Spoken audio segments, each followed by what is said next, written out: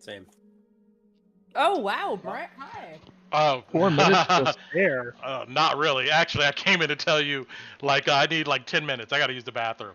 So, psych! Oh, okay. Psych! We're just here. We're just chilling then. It's all good, Yeah. man. Let's see here. So you'll be on time for you. Yeah, exactly. Let's see. love it. On in 10. Yeah, we gotta make some choices. We got some Shit. Wrong one. big important things to decide on. Yeah, we definitely have to talk today. After like the individual stuff's gone over, then we all need to sit and talk. And Yes. just double checking with you, Brent. Characters can't leave the garrison alone to go to like Emberwood Village, can they? That's not an option. You don't want us doing that, right? I'm assuming. Sure, you can do that if you want. Okay. All right. No. There's I mean, you would be subjected to like you know, any encounter or something in between by yourself, you know. But I mean, it wouldn't be wise, but yeah, you can do that. That's fine. There is one legitimate character I think in this party that could do it by themselves, and Okay. that is Ron, potentially, maybe. But yeah, that'll be funny. That'll be fun. I would, you know, yeah, I would pretty much just truncate it to, you know, rolling for encounters along the way, and he can. Well, the big thing, Brent, is that he can fly. Now. Oh, sure, you can try to fly too. That's fine. Not inside the city with the gargoyles, though. No, I can try to fly all the way there too if you wanted to. But yeah. But anyway, I gotta use the bathroom. I'll be back. I'd say. Yeah, I don't want you well, I'm like spitballing here. One of the big things we have to decide on is Queensman stuff, and it's going to be very apparent when I have a conversation with Addie that we either need to get to Emberwood in a couple days, or we could try to buy more time from Mel, or we could try to talk to the Iron Helms and unload stuff on them. But if we want to do if we want to avoid them and get stuff in before our due date comes around, I think the only one that could do that right now is Ron, because he's not beat to crap, I think, right? I don't know how bad mine is yet, because we had to stop the session before I figured out how bad I was and need to be treated. Well, you've got 3, don't you, Kev? Oh, I don't know. maybe. I don't know how many Alice has either. Yeah, we did all the RP stuff, and then it got late. So at the end of the session, we kind of jumped to the next day before we went through the supposed so-called treatment. Well, we've got most of the party here, other than 2. Yeah. And I would definitely say if it's. Hmm? Sorry, Kev, you cut off at the very end. What'd you say? Oh, you're right. Nope, your mic's doing that thing. Oh, no. I wonder if he has Cass's problem. I doubt it though. No. She couldn't connect at all. He's a bit robotic. She had her mic muted. Yeah. That's what it was. Yeah. His sounds almost like it's like interference if he's got a Bluetooth. Try again. Hello. Hello. You're good? All right. All I said is that you are right. And Ron might be the only one who can do anything. Well, because he can fly. That's huge for a lot of random encounters, I think. But I don't want to just speak for Dova and what Ron's willing to risk. What do you mean? So, here's the conundrum, right? 2 days, we've got fight night. We choose not to go. I'm gonna lay it out for you right now. Really bad things are going to happen if we don't go to that meeting. And going through Drakkenheim and walking through it is going to be potentially a much different experience than before. And I want to save that until Lowie has his moment with Addie, because I don't want to spoil anything. But our options are ask for more time, try to make the sales we need in Emberwood before the timetable is up, or talk to the Iron Helms, because the Iron Helms might be willing to buy our delirium off of us, if nothing else. But after that point, if we don't do anything, we shouldn't go back to Emberwood. I don't think. That is way too dangerous. Because what's not going to happen is we walk in there and then we leave and nothing happens. Well, here's the other part of the conundrum for me as Ron. One, nobody's told Ron about Fight Night yet. Mm-hmm. So he has no idea what the fuck's coming on. Two, something might be said from somebody to somebody else, and that might provide an answer, but I can't say anything on it until it happens in game. So I leave that as it may. Third, Ron is going to try to convince the party that if we're heading deeper into Drakkenheim, to go visit Lucretia Matthias to try to complete his quest and then get the possible layout for what her plans were to assist with Temple Gate. But now there's a alternate plan that none of us know about too, where none of the Hooded Lanterns deal with Temple Gate, period. So Yeah, there are a lot of things up in the air. so I don't. But the first thing that's going to happen is Fight Night, which is in 2 days, long before Temple Gate happens. Technically, the next day, because we're supposed to be there on the 2nd, right? Or the 4th. Oh, right, we woke up. I forgot about that. Yeah, it's technically the 1st. Like, yeah. So I'm just saying, we do not. Technically, make it's that tomorrow. decision. We have a day to, Yeah. if we're going to do that, get back and try and negotiate.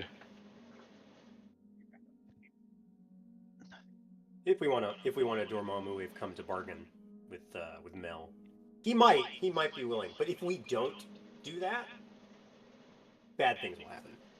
Very bad things will happen. Well, if our cleric can cast Sending, because the Sending stays within Drakkenheim, right? Yeah, but Mel will be outside of Drakkenheim. He'll be in Emberwood.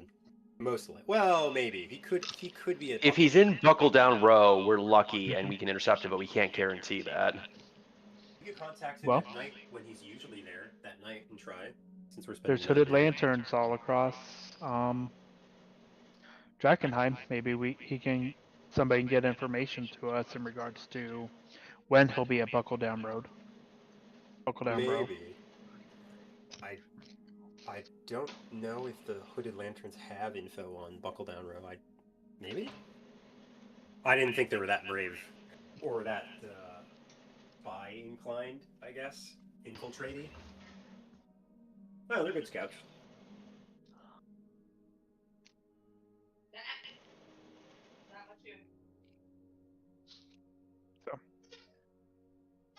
Really just depends on how a certain conversation may or may not go. Sorry, the dog. And then, again, Ron's going to press his agenda only on the premise that it is his personal quest.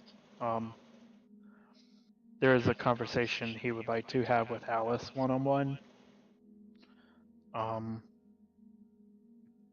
so popular. Queen Alice of the Southern Isles. Southern Isles. This is Westamar. What are you talking about? Southern, like from the. As long as she doesn't become an evil queen, I guess she'll be fine.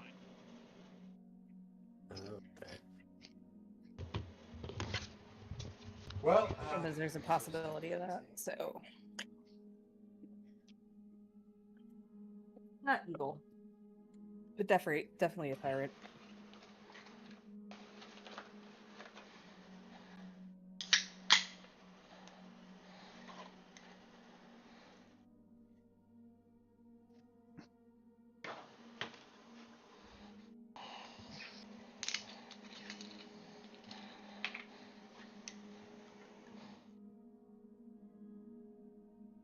Hi.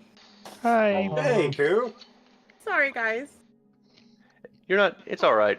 Brent's had to I'm- duck out anyway to use the bathroom, so you're Okay, not I'm late. so sorry. We're just talking plans anyways, Koo. You're all good. Okay, I totally forgot. I I had to clean both my sister and my computer today, and then I got like an allergy reaction to that, and then I had to like take my shot and other stuff. And I just forgot. Oh my goodness. I'm so sorry. A sneeze fest or something? Yeah. I hadn't cleaned my computer in like 2 years, so it was overdue. Fair enough. I didn't even know you were supposed to do that. Yeah, Technically you- you are, yeah. A can of compressed air and just. That's usually what I did. So That's- I don't like. Sounds like the my can- husband's job.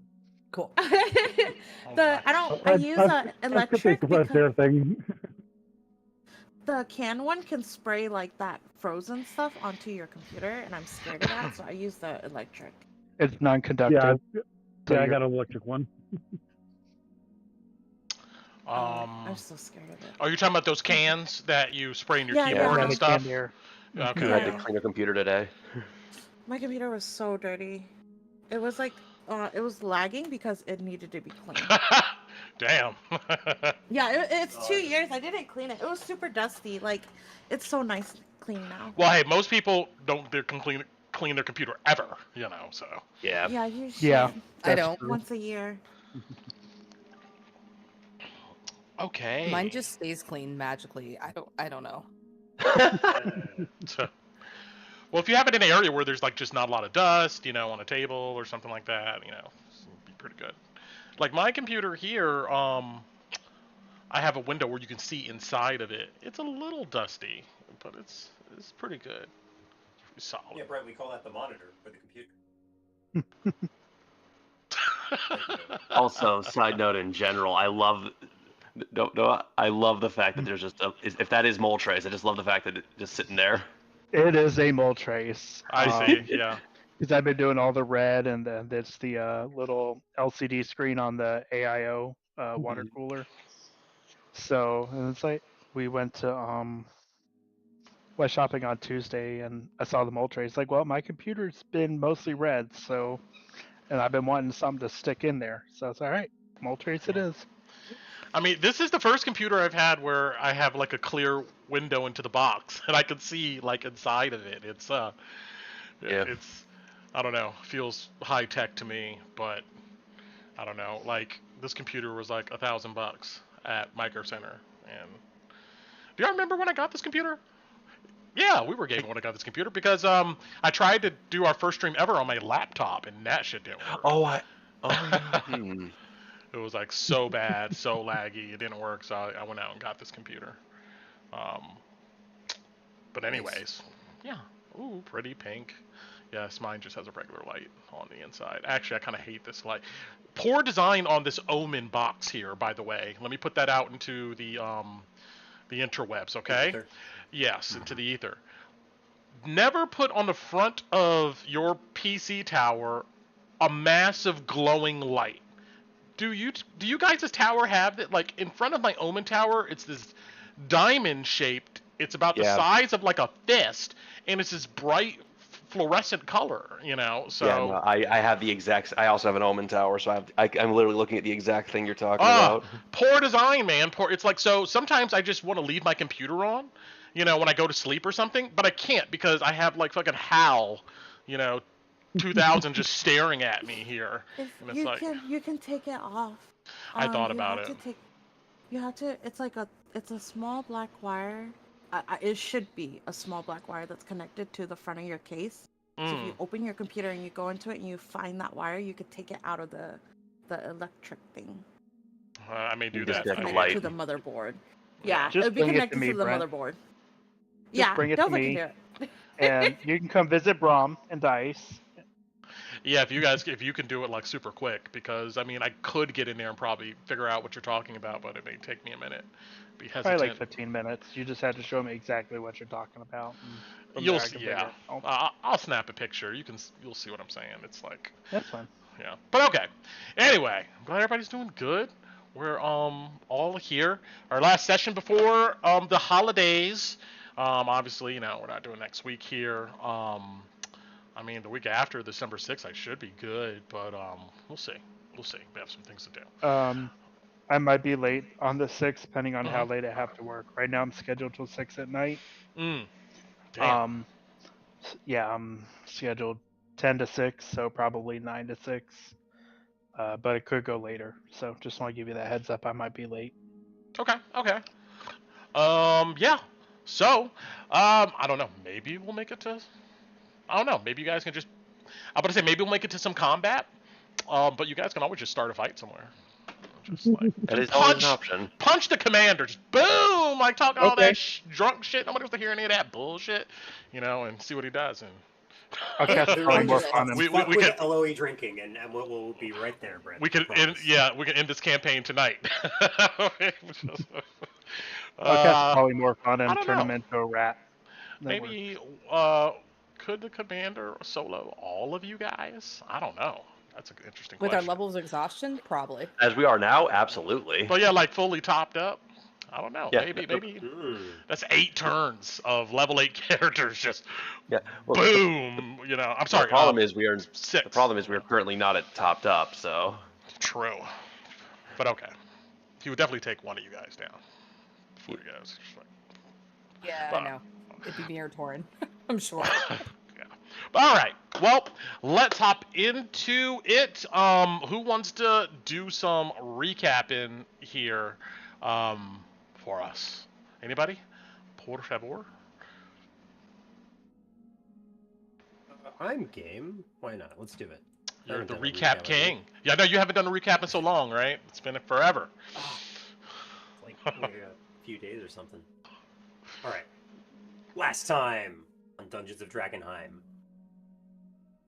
Before we get to modern day, we're going to scoot on back to 3 months prior to the current date and zoom in to the Elvenmire and Kolabati's family manor as representatives of the Elvenmire to Westamar as a whole and the local nobility for the entire Elven enclave. Bati's family were paid to organize guides throughout the mire, and Bati considers this fact as she rides on horseback alongside her current guide, who we may or may not remember from previous flashbacks, Aranor Minel. I hope I didn't butcher that coup. No, you didn't. Perfect. Father of one of Tinavel Minel and Polina Minel. They exchange words about the local sickness that seems to be ravaging the Elvenmire since the meteor's fall, and also a lot of Westamar north, assumedly, of the Elvenmire as refugees flow south along the River Dran.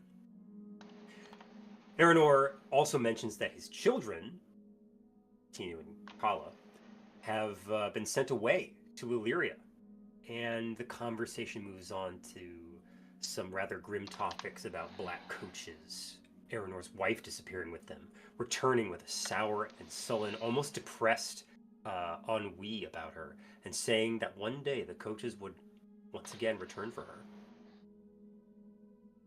He also mentions that after their daughters were born, Miss Minel, I don't remember her first name, I'm so sorry, left again, and Aranor regrets not doing anything when she did. Their conversation then moves on to some of the local politics of Elvenmire, speaking about Bati's estates, and a lack of any of Bati's family members truly taking a real stance or presence in the mire, as if the apertures have, I don't know.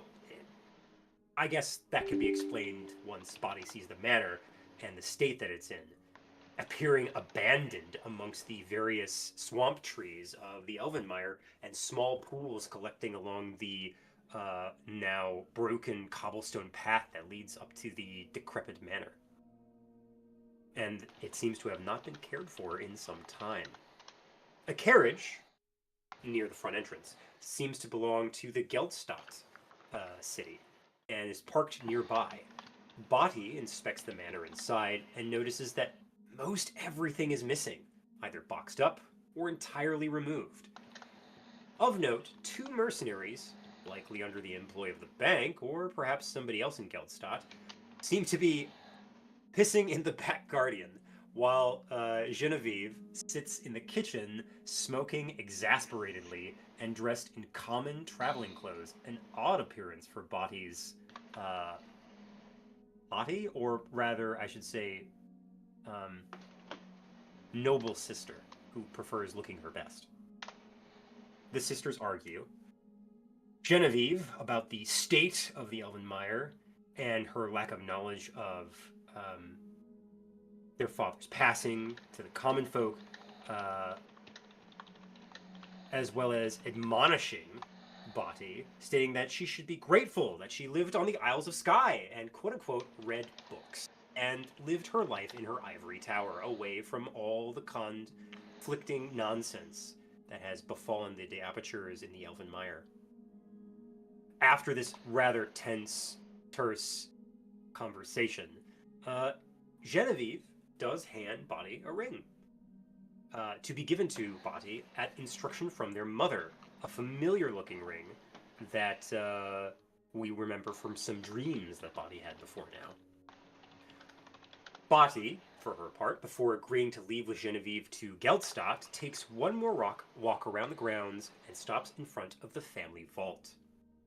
Entering the vault, with the help of a very incredulous raven, Bati sees a bassinet and a rush of pressure hits her as she walks down into the vault proper.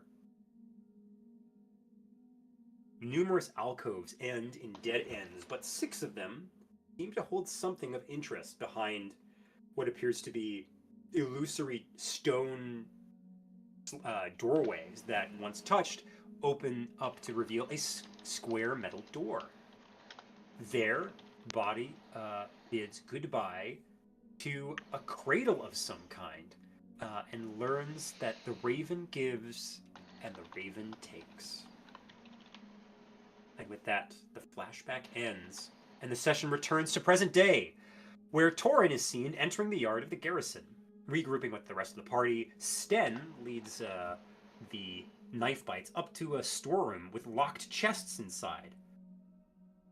2 of these chests he opens, one of which contains a suite of magical, vicious, simple and martial melee weapons that he presents to the party to choose one of, or, in the other chest, an antique from the time of the Civil War. The party is also instead allowed to choose a rather bulky-looking thunder cannon, aka basically a really cool grenade launcher. But, putting off the decision till later, Sten closes the chest and explains the dire straits the Hood Lanterns are in, with Orion's death, the lack of new recruits at some of the recruiting stations outside of Drakkenheim, and how most of their hope for a new future lies with whatever perhaps the commander has cooked up next. We'll see. They then talk a little bit about the senior staff of the Hood Lanterns, Sten kind of giving the rundown about Modron, Captain Rain Highlash, Luther Hess, Ockrin, Sten himself, and the halfling gentleman that runs Shepherd's Gate, whose name I totally forgot to write down here. Commander Okay. Jacob Slovak, I believe. Or it's not commander, but what was this guy's name? Captain, I think? Or lieutenant captain? I don't know. So many names. Jacob Slovak, yes. Captain Jacob Slovak. Yeah. After their conversation with Sten, but before the party can figure out what the hell they're going to be doing next, and maybe get some much-needed recovery, because half of the party is at least still burdened by delirium corruption, Captain Highlash seemingly materializes out of the crowd in the garrison courtyard and moves to speak with Alice, alone, on the walls, now. Which Alice agrees, if reluctantly. Torren, for his part, decides to head down into the stockades to acquire more means to cure contamination. And after buying several cures, Torren learns some rumors that are floating about the garrison, including that a Hooded Lanterns member sought out a cure for his own contamination from the black coach that's been winding its way around Drakkenheim, carried off on quote-unquote crab legs. Maybe something similar to what Kala and Tinu saw previously in our adventures through Drakkenheim. Nearabouts the Drakkenheim Guildhall and moving off in a northwest direction after he got into the carriage. Botti is cured of her exhaustion by Ron, thanks in part to the remaining cures that we did have before Torren bought more. And Captain Hylash takes Alice up onto the wall in an attempt to glean more secrets that are being kept under her nose between Alice and the Lord Commander and his plan. In spite of the captain's pestering, prodding, and perhaps good-natured inquisitiveness or suspicion, Alice does not reveal Elias Drexel's plans for St. Truvio's phylactery or the cathedral, or what's to be done at Temple Gate beyond the apparent suicide mission, according to Captain Hylash. At the same time, off in the distance, some ways towards St. Brenna's Chapel, a plume of haze can be seen burning up into the sky and encroaching from the south side of the city as Torren gazes, I believe, or Alice gazes, I should say, over the parapets of the garrison from high up above. Heading down from their rendezvous, Alice then speaks with Torren about Hylash's interrogation and what she saw at St. Brenna's, and in hopes of getting their green cloaks, Alice and Torren begin their formal review before the Lord Commander and before swearing their oath before the assembled Hooded Lanterns, which we'll be doing today, I think. Elias grills Torren about Constance Kleinkessel and Tokren's loyalties, and what's going to be done about that in the future. And all Torren asks in response is for the opportunity to handle it himself if it comes to it. And if I butchered that, I apologize.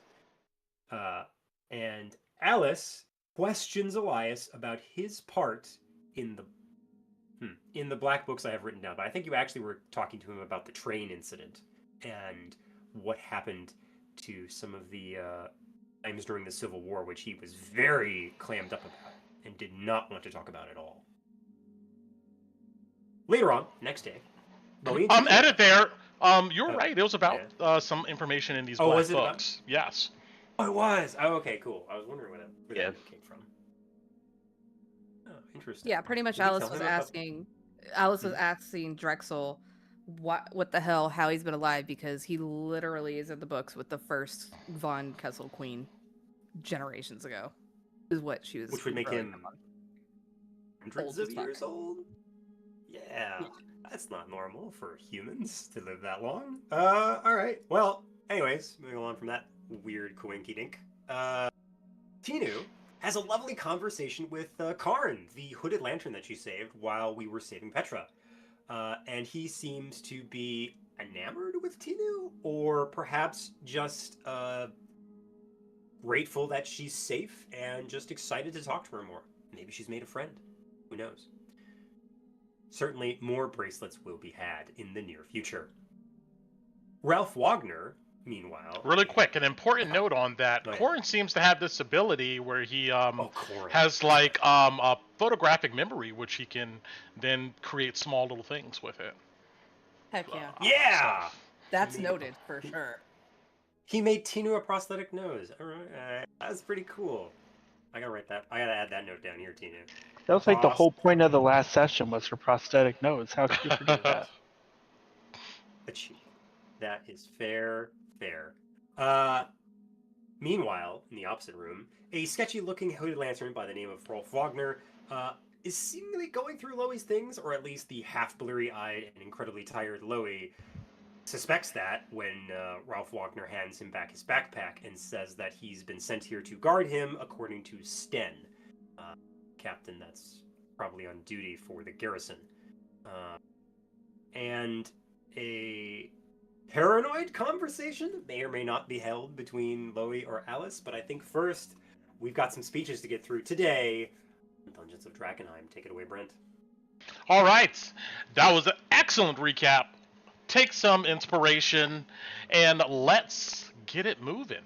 So we're going to hop right back into the garrison here. And I need to ask Brent. I did the recap last week with the hope of using that inspiration for one of the speeches. Can I still keep it? yeah, you can use it for the speech. That's fine. Okay, thank you. All right. Boom. And get to my notes. Are we going back a day in time? We're going back a few hours. But actually, I almost forgot something here. So, while I'm setting the scene, in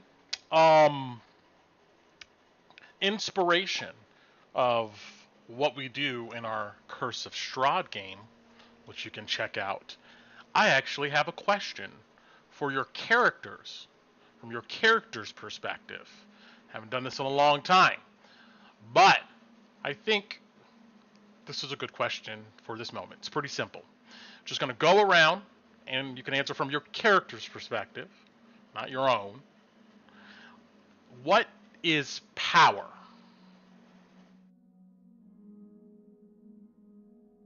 From your character's perspective, what is power?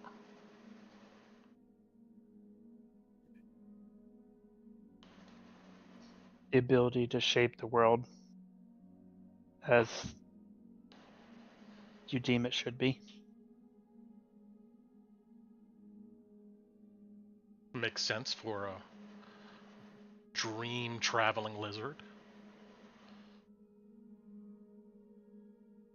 Power is silver in the ground. It doesn't care who hauls it up, or if you make it into a necklace or a sword. It just is. So I guess power is truth in a way.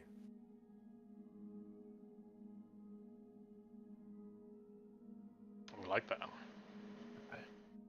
Power is a resource. It's something you gather, share, collect. You use it for what you need, whether to get something, to defend something, or maybe even to get rid of something. You either have enough or you don't.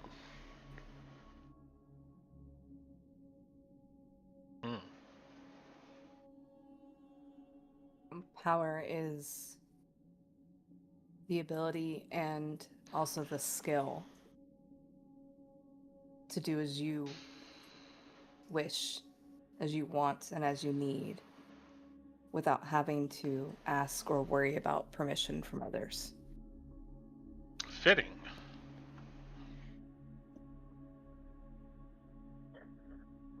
Kolabati, knowledge is power, and power is knowledge, and how you apply that knowledge to change the world. Fitting for a scholar.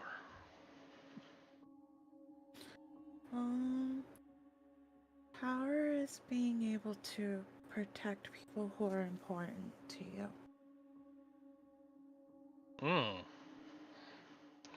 Makes sense from Tina's perspective for sure.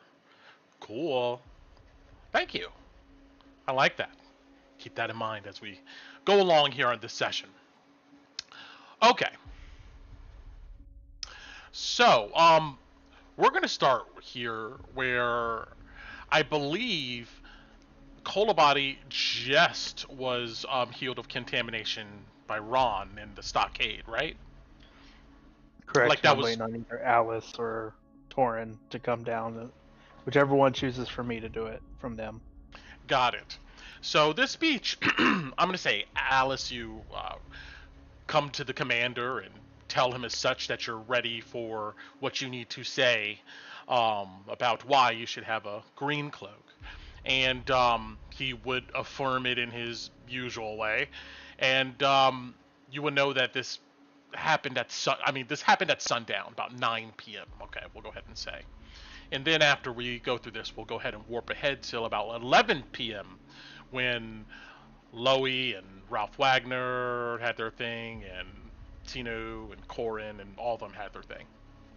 All right, and we know that everybody's heavily contaminated. I believe, like, if to resolve all contamination of the party, you guys would have to be here until the 5th of Hearthstone. But we'll see what you guys do. All right, setting the scene here. So, As the last of the sun's embers disappear below the horizon, and darkness falls on the ruins of Drakkenheim, we come, of course, to the garrison of the Hooded Lanterns. And it's still warm out. It's a muggy evening here.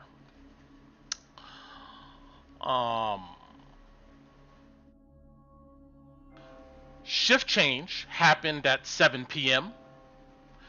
And everyone that's awake at least witnessed the soldiers kind of move as one organism when the garrison bells toll. And they all file into the stockade, and another regiment comes out from below. And right now, about 9 p.m., a few soldiers move across the complex, lighting oil lanterns. A large number of them gather around a makeshift bonfire in the yard, and more cling to the scaffolds and sit on the walls, looking down to the firelight. And Alice, let me ping this right here. You stand near this bonfire with a ranking lantern who introduces herself here as Alina Kruger.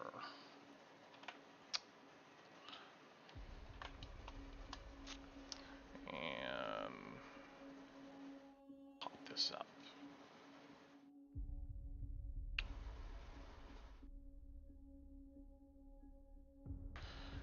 And for our watchers, let me zoom in here. There we go. That's nice. All right.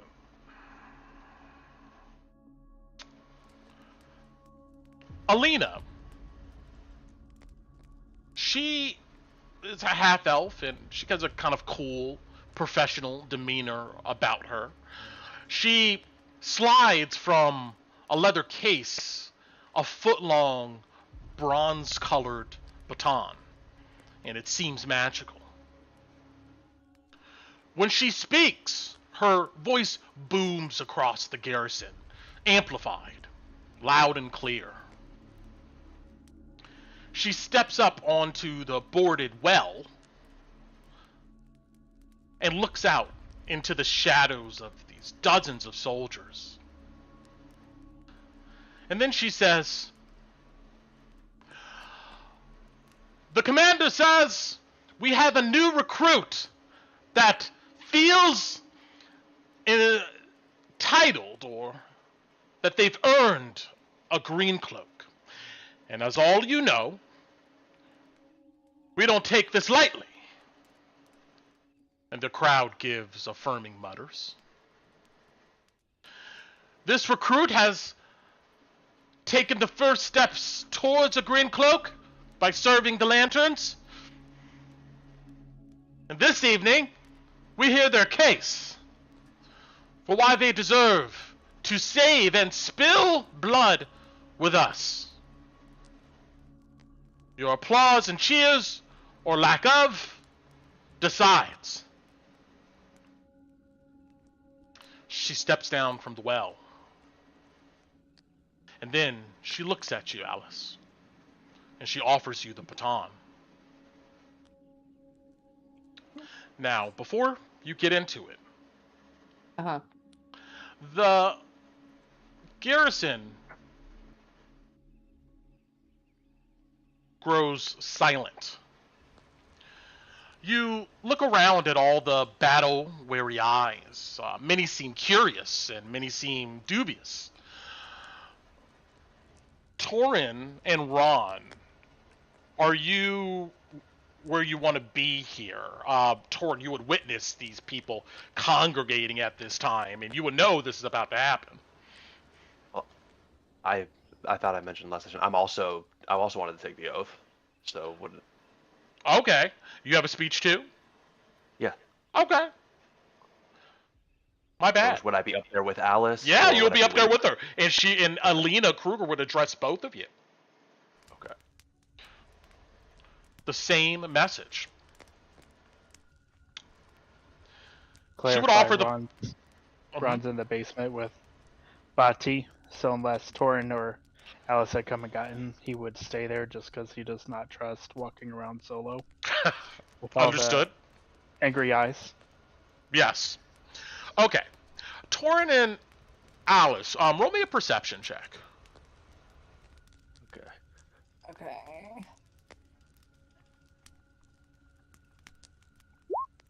17 for me. 12 for me. Both of you look around, and for the commander, Torren, you don't spot him, but you imagine he's somewhere. But Alice, you look towards the top of the command tower to the northwest, and you can see him sitting up there on the edge, looking down with judgmental eyes. Mm. With that, you have this baton, and you would know you, of course, would give it to Torren.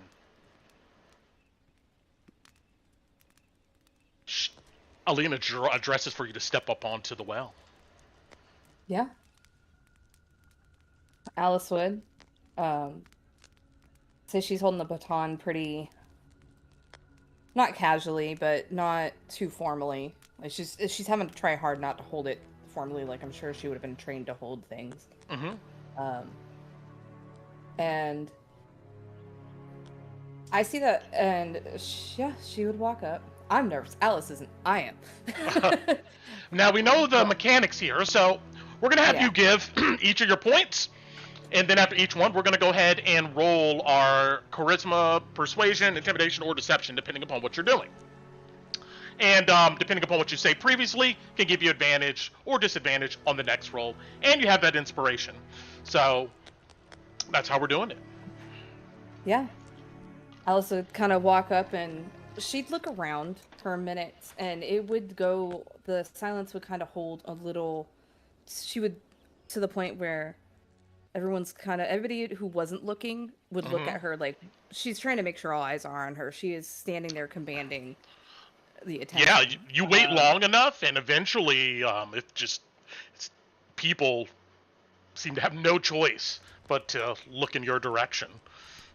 Yeah, she definitely, and then she'd give a little grin. She definitely has her mask down, and she'd be like, yeah. As it said, I've been wanting to join, and I know some of you have heard about the knife bites, but I'm come to you all here as Adelheid Goldbound. Hopefully you'll be able to call me Alice after all this. And like all of you, I'm here, in the city. Walked into the danger of the city willingly. And why would I not want to be surrounded by a collection of souls who are just as tenacious about restoring Westamar? I've pushed the knife bites to help the Hooded Lanterns, because I do want to see Westamar back to where it belongs. No longer an open season area for occupying forces to come pillage, fight, overtake. Westamar has been occupied before. 150 years weakened. I do not want to see that history repeated. I want the crown found and placed, and will be doing everything I can to see it done, as I have already shown the steps that I have taken. And that would be her first point. Go ahead and roll me charisma. Persuasion, I assume. Yes. You can give me advantage. As you bring up the point about this city's occupation, you look around, and everybody's nodding at that. You can see resentment in their eyes. With a 20, yeah, you see these folks are enamored here. Continue. Yeah. And she'll say, and since I want to be here, and I want to do this, I know that there is at least one green cloak who doesn't like the idea of me. And she'll turn her head to the left to lock eyes with Highlash. Okay. Captain Rain Highlash, our first run-in before I even knew who you were. I did shoot at you. And I did that for threatening my companions. So, Captain Highlash, even if you do not like me, I know there is respect there for the bravery displayed to stand up to someone who, at the time, was more skilled than myself. And I also kind of like look over the group. And You she'll see, say, it shows my, yeah. Oh yeah, she'll say, as she kind of put her hands out, shows my character when those that I am aligned with are in need, that I will be bold and resilient and handle it. So of course I deserve to be here. And that would be her point. You see, the crowd of people here look quite hesitant or worried when you bring up, Captain Highlash. And as you speak directly to her, she shifts on her feet and clasps her hands behind her back. The crowd doesn't seem turned off, but they do seem a bit, worried about one of their own who's been here for so long that they seem to admire, being questioned. You can roll, persuasion without advantage, just regular, but no disadvantage. Okay. Yeah. I knew that one was going to be a push, but at least she's being honest. I'll take the 16. You still have these folks' attention. That's a success. And following that, I know there's some of you probably freshly back from Emberwood, and some that will go there as the rotations continue.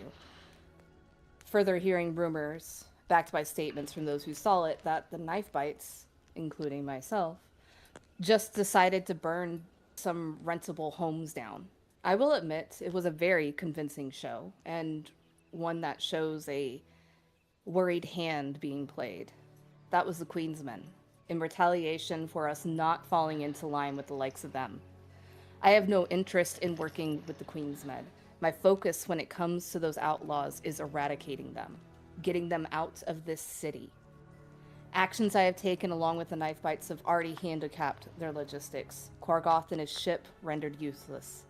A large blow to them, even if there are more ships. That is the brutish way I would take someone out, not simply lighting a fire on people here to make a living. An empty realm does no good. I deserve to be here, as I wish to help everyone who wants to be here for good reason. You hear mutters of agreement to this, although not as enthusiastic as your first point about occupation. Yeah. But when you mentioned Korgoth and this ship and the Queen's men, they seem to resonate with those two ideas. Korgoth mainly because at this point you would understand that most people probably know Orion was slain, and he would have been an occupying force, and etc. Mm-hmm. But you can roll with advantage here.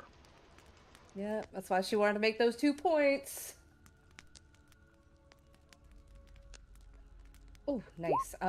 23.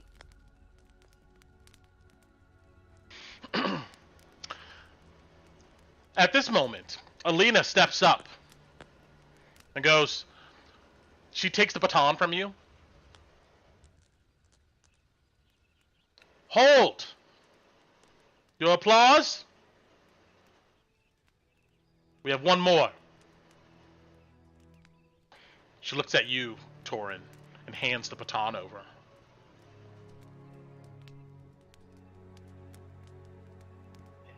Evening, one and all. Sure, for those of you who've seen me on the camp, you know who I am. And let me state this.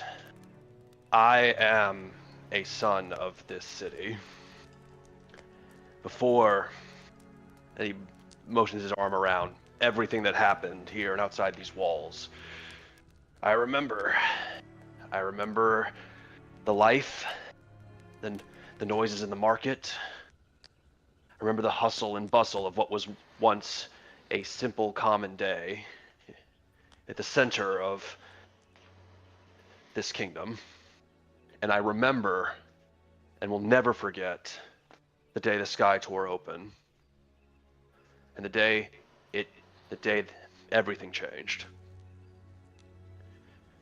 From that day to now, I still see that sight when I close my eyes. And it has directed all of my actions in some way, in some form. I am a child of this city, as I'm sure many of you are. And I came here with one deep hope, to see it returned.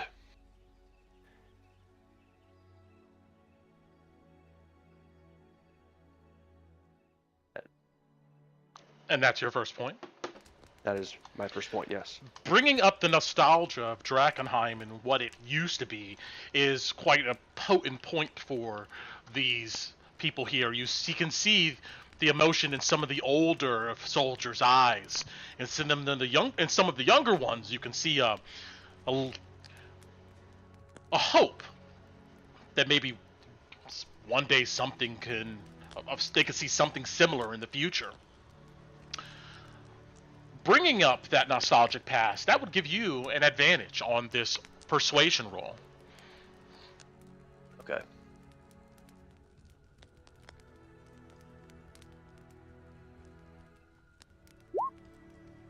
$17 for the first That's a success. By now you should know this DC is a 15. I'm sure you've heard from my companion the things we've done and how we've contributed, but there's also the reason as to why. We have been in Drakkenheim. We have met the people playing games. We have interacted with the Queensmen as they play their politics from their dens, as they rob and steal and think themselves above. We've seen and interacted with the Amethyst Academy, more interested in what is happening to this city than protecting it in and of itself.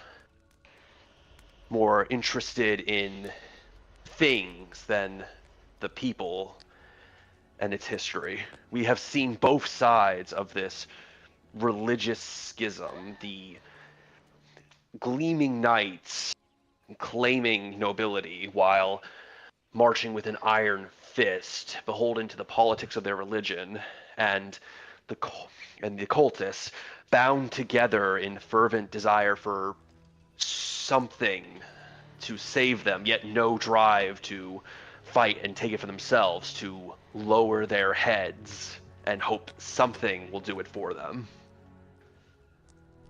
We have seen the other four, these occupying forces, and I have found all of them wanting, because not one of them is here for this city.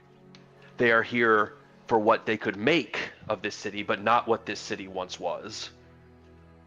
Not the city, not the life that was unfairly taken from us, and that they would take and not see it returned again.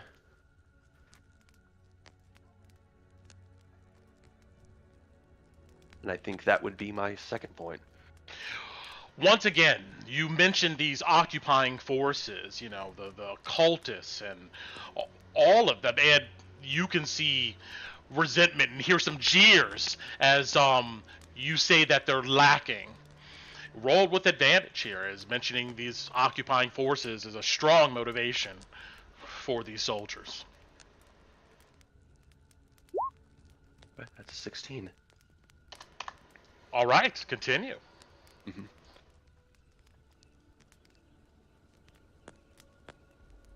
We, as my friend mentioned, we have defeated and slain Korgoth and his traffickers. We have helped deliver supply lines to the Hooded Lanterns. We helped secure Ender Lilies, and in the attack by the Garmir, we went with Captain Angsum in his brave endeavor, and to save as many as we could.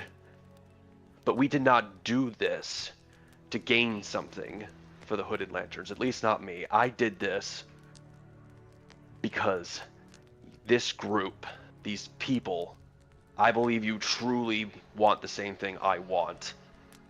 And whether you decide to applaud for me or not, that will not change what I will do.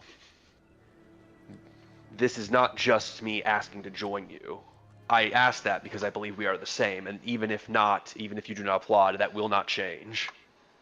I am here to see Drakkenheim restored until my dying breath, till the world burns, whichever comes first. Every breath, every movement, and every action of my body will see that done. And no bond, no previous life will trump that so long as I stay and fight in this city. With that impassioned last point, especially bringing up Ansem directly here, you can see the hope and resolve materialize in the eyes of these soldiers as they nod. You can see their energy beginning to increase here. At this moment, Alina comes up, and you can tell that the crowds of Hooded Lantern soldiers on the walls around you, on the towers, seem quite accepting to your messages. Alina says, I think we can do this crowning or caping together.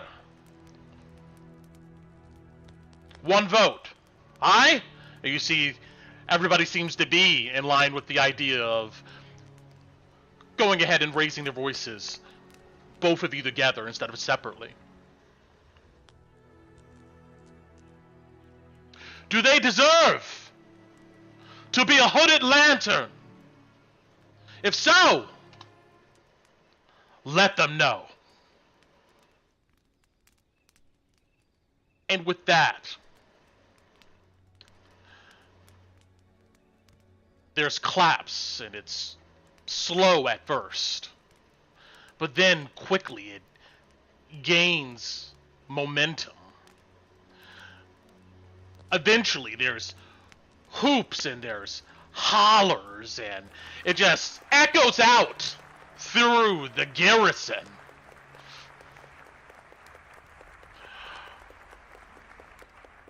Alina steps away from the crowd, but quickly returns with some folded up green cloaks. The rowdiness intensifies. Alina, with the baton she's already collected from you. She then says, above the noise, looking at both of you,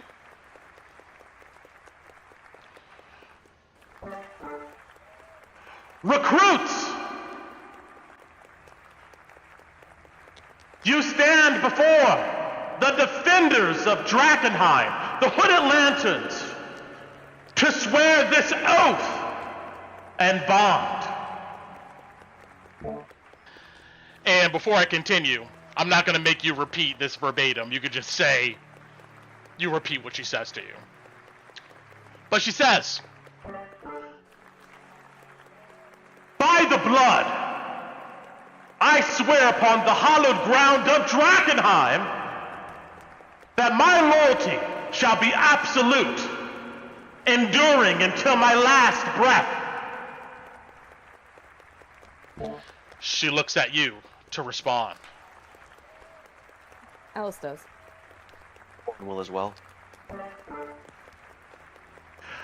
By the steel, I pledge my strength, my courage, and the might to defend and preserve these lands. She looks at you. I repeat it. I'll read it. Mm-hmm. My duty. I shall march where commanded. Fight without falter against all foes of Westamar, be man, beast, or shadow. And hold the line until victory is won, or I am struck down. She nods towards you. Repeat it. Mm-hmm. My honor, I shall bring no shame upon my armor, nor upon the banner I bear. I will protect the innocent, respect the common folk, and uphold the laws of the crown. And of course, you echo that. And then lastly, the price. Should I betray this trust, flee the field of battle, or raise my hand against my liege, I accept that my name shall be stripped of all honor, and my life forfeited to the executioner's blade. and she nods at you to affirm that. Torren will take a couple seconds, take a deep breath, and then he will repeat it. I'll also repeat it as well after Torren does.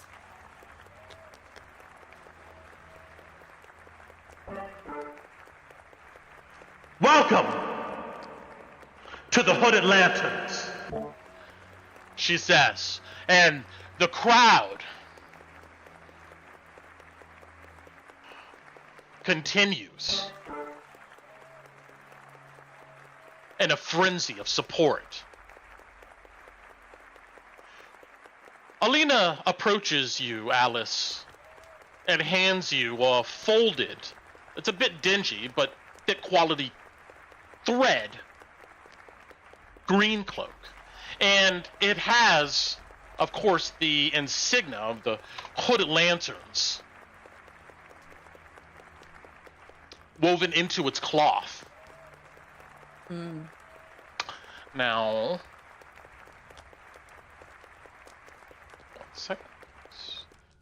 Just a reminder. Looks something like this. Alina comes to you, Torren.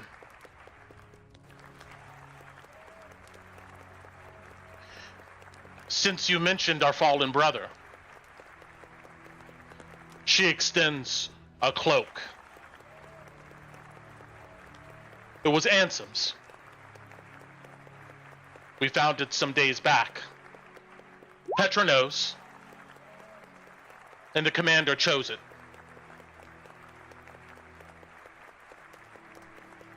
I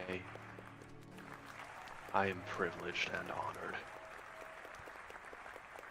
and I will not fail it. She puts it in your hands, and she says, "Put it on." Torren will, yeah. Right, wear it. Oh, it'll be over his armor, but he will absolutely put it on. Yeah.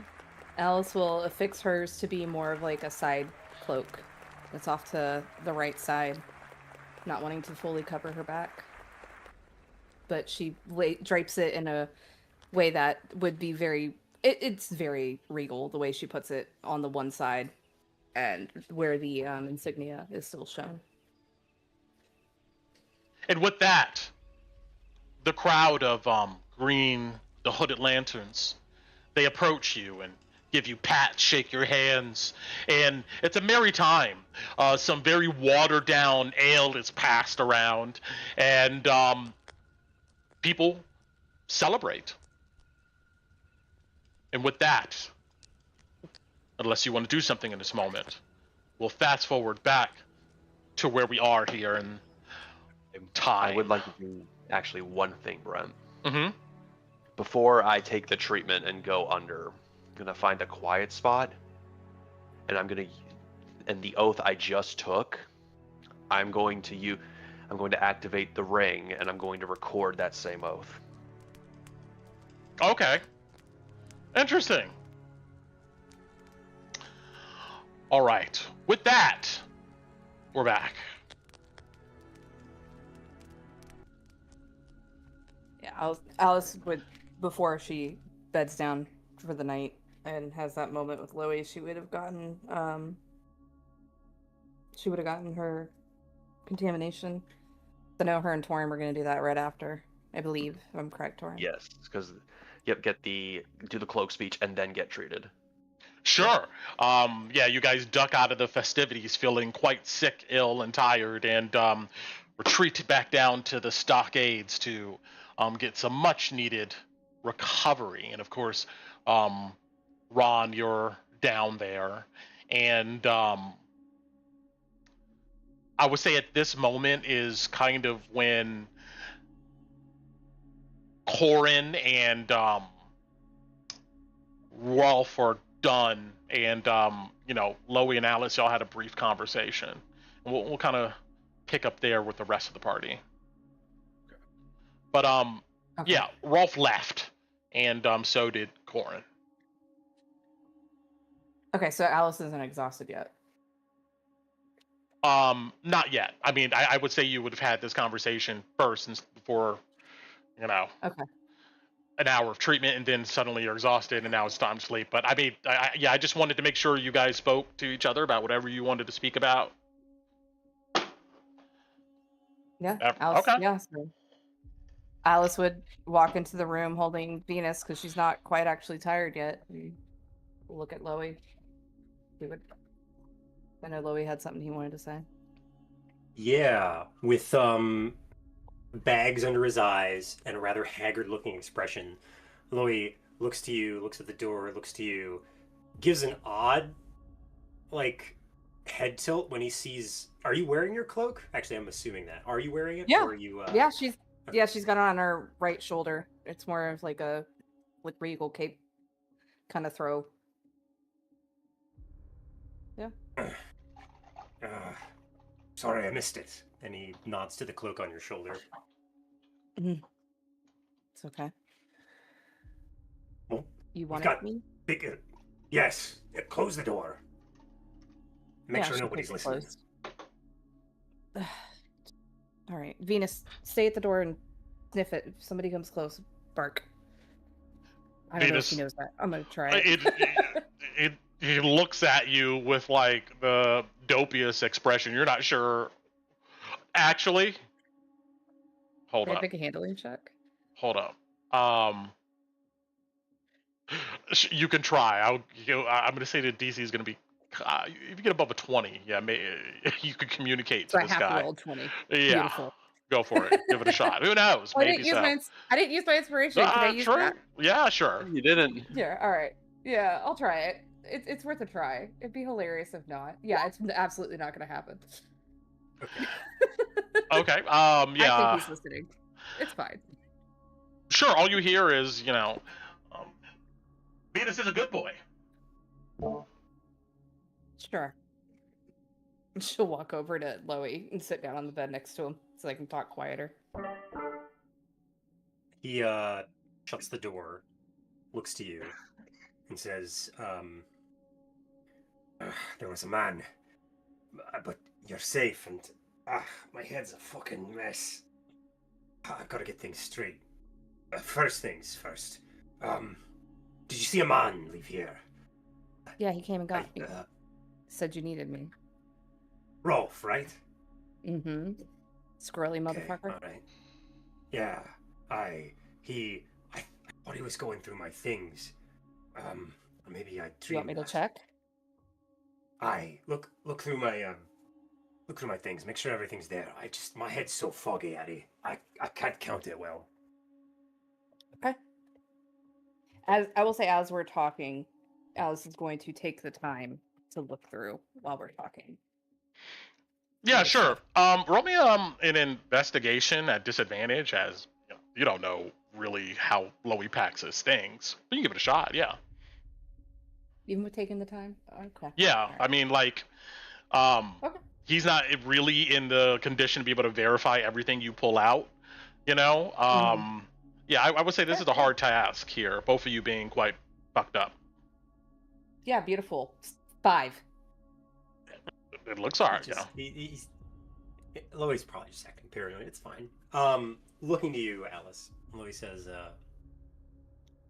anyways, he said that Sten, I think that's the man with the bandana, right? Mm-hmm. I don't remember coming here to the garrison. What happened? We were walking and then I collapsed. Then Alice would very quickly tell you what happened. Okay, so you catch Lowie up. Yeah. Got it. Yeah, absolutely. He nods. Sorry, I just didn't want to roleplay that unless you want to. No, that's fine. No. That's completely appropriate. Yes. I just need to establish that Lowie found out about everything that happened after he passed out. I was smart for you to take us here. I'd have honestly pressed for Cap Dawn, but I might have been dead. That was by the time further you away. got there. I was right. You did good, Addy. That was decisive. What about you? Is everything you have accounted for? Your, what's it? The thing? The test? Box? Is that still there? I think it should be, because she keeps that in her, bag of holding. She'd reach into her bag of holding, pull it out. If it's still there. Yeah, Right. you pull it out, Yeah. it's still there. Okay, good. I think that's... Make an intelligence check real quick. It's probably not gonna go well. Oh! Yeah, 20. Okay, cool. Lowie's eyes goes wide as he thinks about something else. What about Torren? Is he safe? I know what you gave the lad. He doesn't have that thing on him like you do.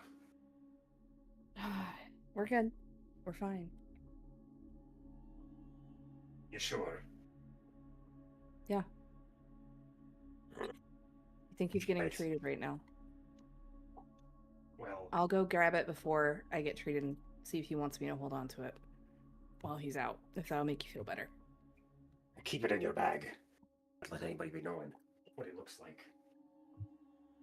If anybody decides to stick their hand down my chest without my permission, I will effectively stab them. Don't you worry. Good. That's a good lass. Yeah, that mother taught you well. Anyways. I wanted to mention something before before everything gets too thick. We need to talk about a choice that we have to make. Addie, we need to sell things. I know that the treatments that I likely received have cost us a pretty penny, but we've got the coin for it. If we can sell them. Should we be traveling, or worse? You want to be asking for time from him, Mel? I mean, Are we asking for time so that way we have? I mean, are we really? let me put it another way, Addie.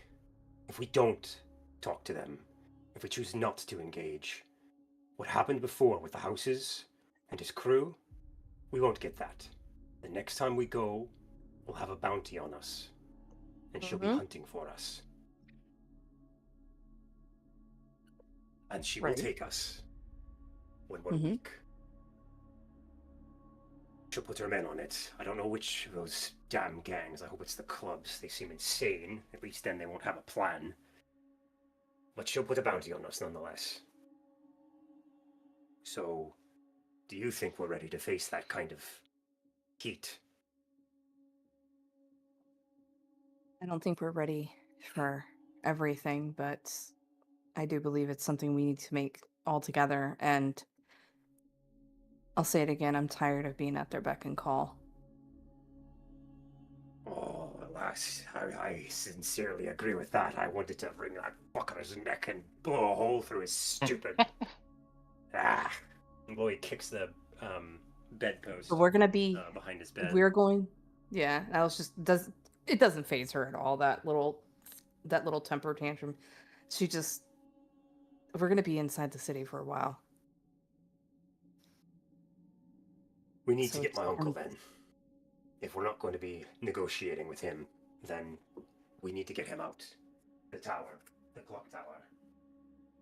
I agree. Is that something that I can don't be think done before the days are out? He's at where's he? He's at home right now, right? He's at home. They're at the guild hall.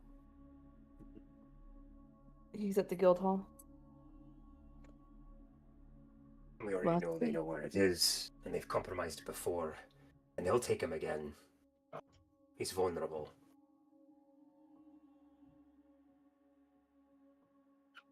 We'll put it on the very long to-do list. We have to see what the others want to do as well, and how long everybody's going to be down.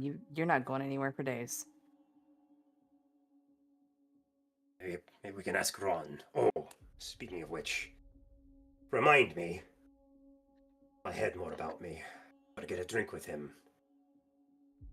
When we saw him in the alley, I don't know. I owe him. I need to talk to him. A serious talk. I can let him know.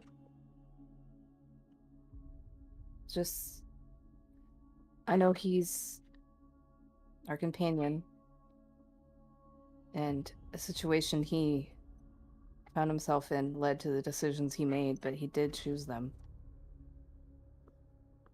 Well, I want to give him the benefit of the doubt. I need to hear it from him. He helped me find the truth of what happened to your grandfather and your grandmother and what she did to us. I owe him that. I'm not saying you don't.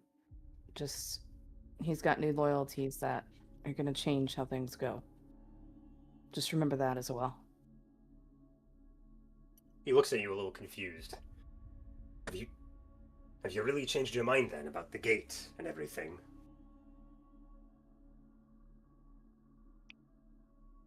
No. I just think we need to. I think we all need to talk about it. It involves all of us and what we all need to do.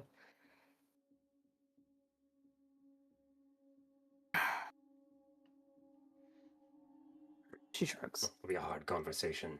But, I mean, I haven't asked you this yet, Addy. But if you're going to be what you're going to become, you need to think of yourself. What do you want Drakkenheim to look like at the end of all this? With or without delirium? And how are you going to achieve it? Your thing here, or... not the right word, sorry. But you should have a vision for that. It's starting to shape. If it can't be eradicated, we might as well use it. Because in the long term, I wouldn't mind expanding Westamar's borders. Maybe to the beach. And she grins. There you go. I think she would choke on her own spit if you could have her suck that one. Alright, well. I'm going to go get a drink, and I'm going to keep an eye out. And Good, because I'm mum's about the to be word down. on anything. Oh, well, I've got to work out these old bones and go get something warm. We gotta talk to Still everybody. upstairs, right? Yeah, they're celebrating. And just let them know that your last name. They all know me as Adelaide Goldbound now. You used her. Oh, does my heart proud. I thought you. Well, I didn't know what name you were going to go by. Good. For now. He nods to you, and Lowie, contented by your answers, heads out to go upstairs. Go find ale or drink. Are you taking your bag with you? Yep, he's gonna take his bag with him. He doesn't trust it in the room, Okay. unless you want to hold on to it. No, she just would asked trust for your you with money. his bag. She'd offer to put your gold into her bag of holding. Done, 110%. I'm gonna put my gold with you. Yeah, he doesn't want that to get pilfered off of him while he's drinking. Yeah, how is your gold secured, Lowie? Lowie, being a well-traveled man and knowing how most thieves operate, he has an outside pocket that he usually wears on his clothes and puts on his bedstand that contains a combination of silver and copper, but his gold is usually held on the bottom part of his pouch under something. Either at the bottom of his sack with like his gun oil and gun polishing stuff. It's in a separate location. So there's an obvious place where he'd keep his money and a non-obvious place where he'd keep his money. Gotcha. Roll me an insight. Okay. I'm going to use inspiration on this. Woohoo. Hey. 22. How much Minus. gold is in Oh. this pouch? Minus what? How much? Hold on. There's exhaustion on that. Yeah. I forgot about that. That'd be a 14. Never mind. Okay. Fair enough. But you open your gold's there. But I said the question, how much gold is in this pouch? About 200 pieces. Gotcha. Okay. All right. And it was, you want the gold pouch, not the copper and silver pouch, right? Yes, the gold pouch. Okay. Sure thing. Yeah, 200. All right. So, you guys can continue RPing and discussing whatever you need to do. Is there anybody who wants to do anything at this moment? If not, then we're going to start kind of warping through the days here. Some things happen, but I'm going to start keeping it moving unless somebody's going to do something really specific. I mean, the most Alice is going to do is try to get the whole party together on the date of the 1st, because we, as a party, I feel like we need to decide what we're doing about fight night. Gotcha. So, okay. Kolabati, can you do this? Let's see what spirits we're channeling at this moment. Roll me a percentile, Ron. Ron? Yeah, I see your question. Okay. Oh, okay.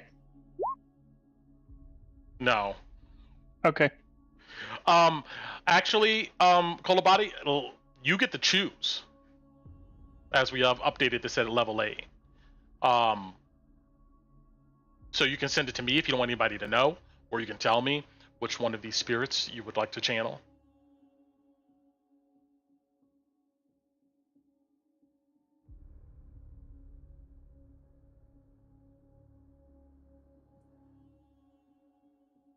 And you are muted. Come back, girl. Well, I was saying that I believe I've had the Queen around for the past few days, so probably still have the Queen around. Okay. Tina, was there anything you would like to do? She just had to walk away. Yeah, the- You just Oh, had I to do walk actually. away. My bad. I think Okay. we do need to ask because now that Alice and me are going under and doing Yeah. cleansing, how much exhaustion do we have? Yes. Okay. So let's take a Thank look. you. I was gonna ask that too. I just don't have a lot. Torren, you have 2, and Alice, you have 4. Mm. But technically Hey, 3 you're is at Lowie's level. on day 1, right? Yes. Yeah. It's spelled Cures 1. Okay. Right? Yeah. Yes. Lovely. Lowie had 6, which would mean he'd be dead. That happened. So then Yeah. Yeah. Nice. Then he had 5 That the was rest of neat. the night. It was more fucked up than I thought. Cool. Okay. With that, we move on. You guys get rest. You can go ahead and remove 1 level of exhaustion. The day kind of flies by as you guys are slow to recover and get over this sickness.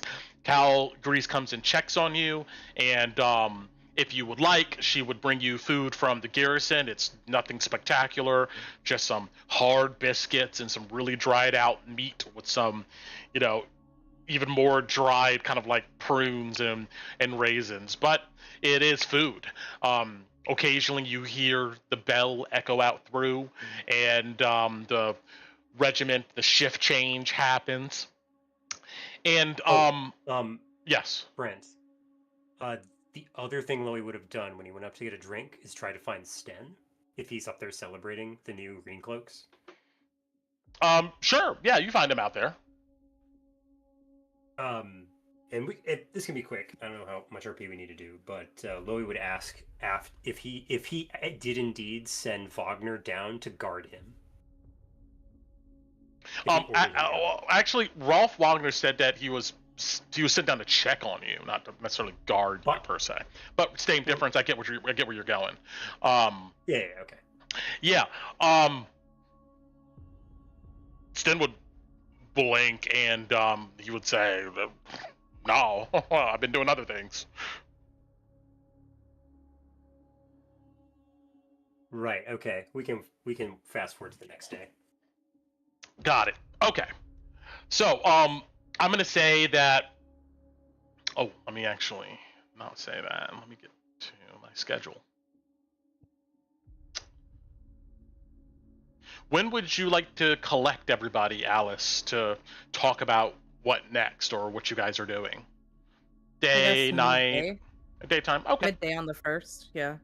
Sure. All of you feel like, some of you feel more like shit than others, of course, but you can meet in one of these cells or a couple of these cells or somewhere else if you would like.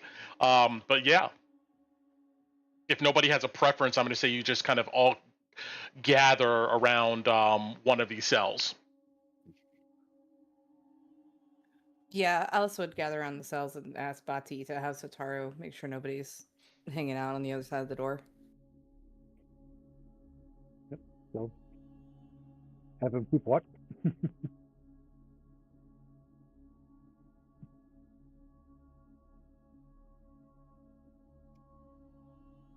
And Alice would update everybody on everything that's happened for those who were out during things, including the weapons and pretty much. So we've got at least 2 decisions we need to make. We need to figure out what boom we're taking, and we need to figure out how we're handling Fight Night. I think the weapon idea is going to be the easiest and will get us the momentum moving forward. So what's everyone's thought on what we take? Okay, let me pause right there because I did forget to tell you something. The green cloak that you got, if you experiment it with over the day or the night, it has kind of a staticky energy to it. This is a cloak of protection. Dang. So we add that to our inventory then? Yeah. Hell yeah. All right. That's super neat. And I'll put that into the party treasure here. Just a link to it, and I will go ahead and put Alice, Torren. There. Okay. Good enough. It has an added ability here. You'll need to custom note it when you add it to your sheet, but I'll put the text also in the channel, so you just copy it.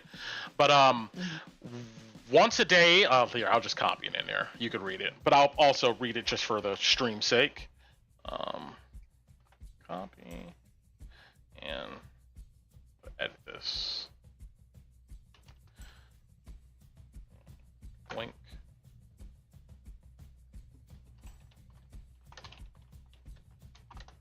Okay. Highlight that.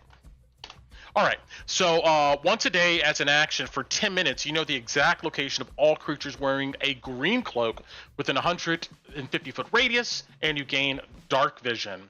The dark vision you gain is the spell of dark vision. So its duration and all of that. I believe its concentration too. This field doesn't pierce magical barriers or barriers thicker than 10 feet. You see the cloaks as kind of like a fluorescent green kind of aura. Think like night vision. Okay. Nice. I don't think dark vision is concentration. Is it? Okay. I didn't remember off the top of my head. Yeah, there is a dark vision spell, but there's also the dark vision just sense. So. You said the spell, right, Brent? Yeah, hold on. Let me double check this Yeah. here. Um,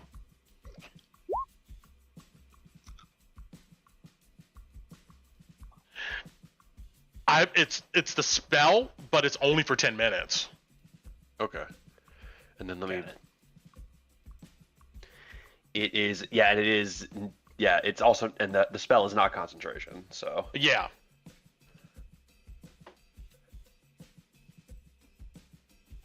Heck yeah. Did you put the text down? Yes, I put it in the treasure channel.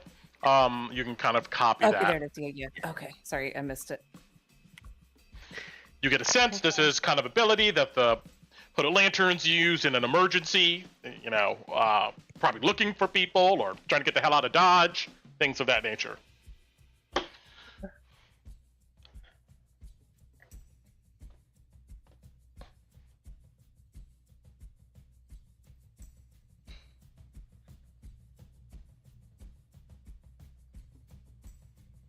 Nice. But yes, anyway, all of you are together, and you're about to talk about what's the next step and treasure stuff. Go for it. Yeah, so Alice, we looked at everybody about the weapon to see what everyone's thoughts are on what we take. I think if it is a magical weapon, I think the magical weapon for you is probably the best, while the device is certainly very, very well put together and very well made. That I think would have more consistent use, especially if we meet things that are more resistant to mundane weapons. I already have a +1 short sword. I mean, I would dual wield it.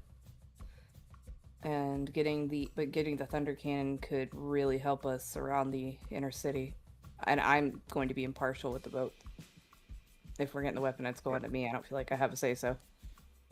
Well, I can tell you that the cannon, especially if what I found in the ledger is true for the Iron Helms, that brand plus that cannon could certainly put a hole through basically any normal, meaning non-magical, wall that you wanted to put a hole through, or any iron grate. Could be good. Lowie, Get us out. if we would get about a dozen rounds with this thing, according to what they said, right? 13. Yep, take a dozen. 13. If you could put one to the side and study it, do you think if you gain materials, you might be able to make some more if we need it? It'd take a lot of doing, but I could try to wrap my hand around. You need more than a bullet press to make the canisters for the armament. But I've seen a thunder cannon. In practice, yes, but I don't have the equipment. At least that might remove that demerit if we take the thing, then. Are you able to shoot it? Trained, not as good as with Talon or Whisper, but that's because it's more meant for a. You've got to have a certain bracing, a strong arm to fire it. It's less aimed and more lobbed, like a javelin. Thunder's most of the work, though. You're just the platform.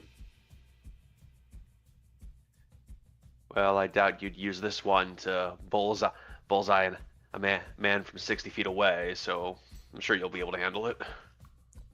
No, and if what I'd want to do to the gun I did, I wouldn't want any of you near the fucker that I blew away with it, because there would be a hole in the ground about 5 foot wide around him.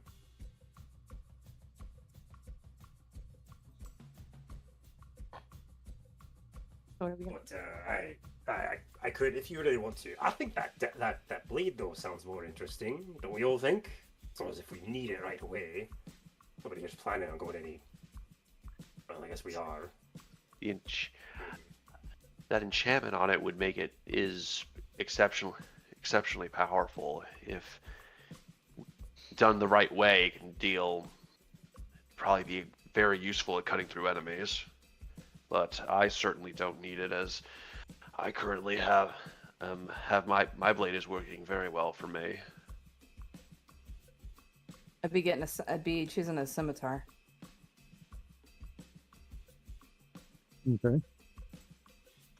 Just mechanically, so you guys know, like, she would have the short sword for Vex and the scimitar to still keep Nick. To be able to still do 2 attacks on an action. and eventually with Axon's surge, that'll be nice. Thought they would definitely vote for the saber. So far. I think that fits your style more. Lowie nods. You can always ask them for it later. What with your pretty cloaks and all. Lowie smiles when he says that. That was my thought too. If we're doing something for them, we can always ask them for it. Even if we only get a couple rounds with it. When we're storming something. Is anybody against me getting the blade? As a party? Torren would not. No. Nope. Okay. Alright. All I right. just want to make sure. It sounds decided. I imagine then you would go find Sten at the front gates and tell him such. He will give you a good grin. Goes, very well. And he would take you up that tower, open those lockers, and let you, of course, pick the blade you would like. There is a scimitar version of such. And he will hand over the blade to you. Heck yeah. I'll get it on my inventory. Put it to work, he says. And now he'll go ahead and leave you be. Yeah. All right, that's decided. Put that in the treasure channel. I gotta find it again. I gotta find the link again. When Victor Scimitar. Can you share it again, Brent? The treasure channel? Oh, the weapon? Yeah. I got you. Yeah. Items found. Oh, okay, it's under there. Okay. Maybe. Well, don't. I don't think I dragged it over there yet. That's why. Hold on. Huh. And yes. Now drag that up there. There it is. Okay, cool. And That's all I need. Thank yeah. Then Alice gets back, she'd show it off, and look to the rest of the party. What are we doing about where we're supposed to be tomorrow night? Well, suppose we should get this out in the open. If y'all don't want to go, the next time we go to Emberwood, we are very likely going to be attacked by somebody that's looking for our heads, because that bitch is going to put a bounty on us and force us to come. And unless we're prepared to fight any mercenary group or thief or brigand that aims our way, it might be a good idea to negotiate.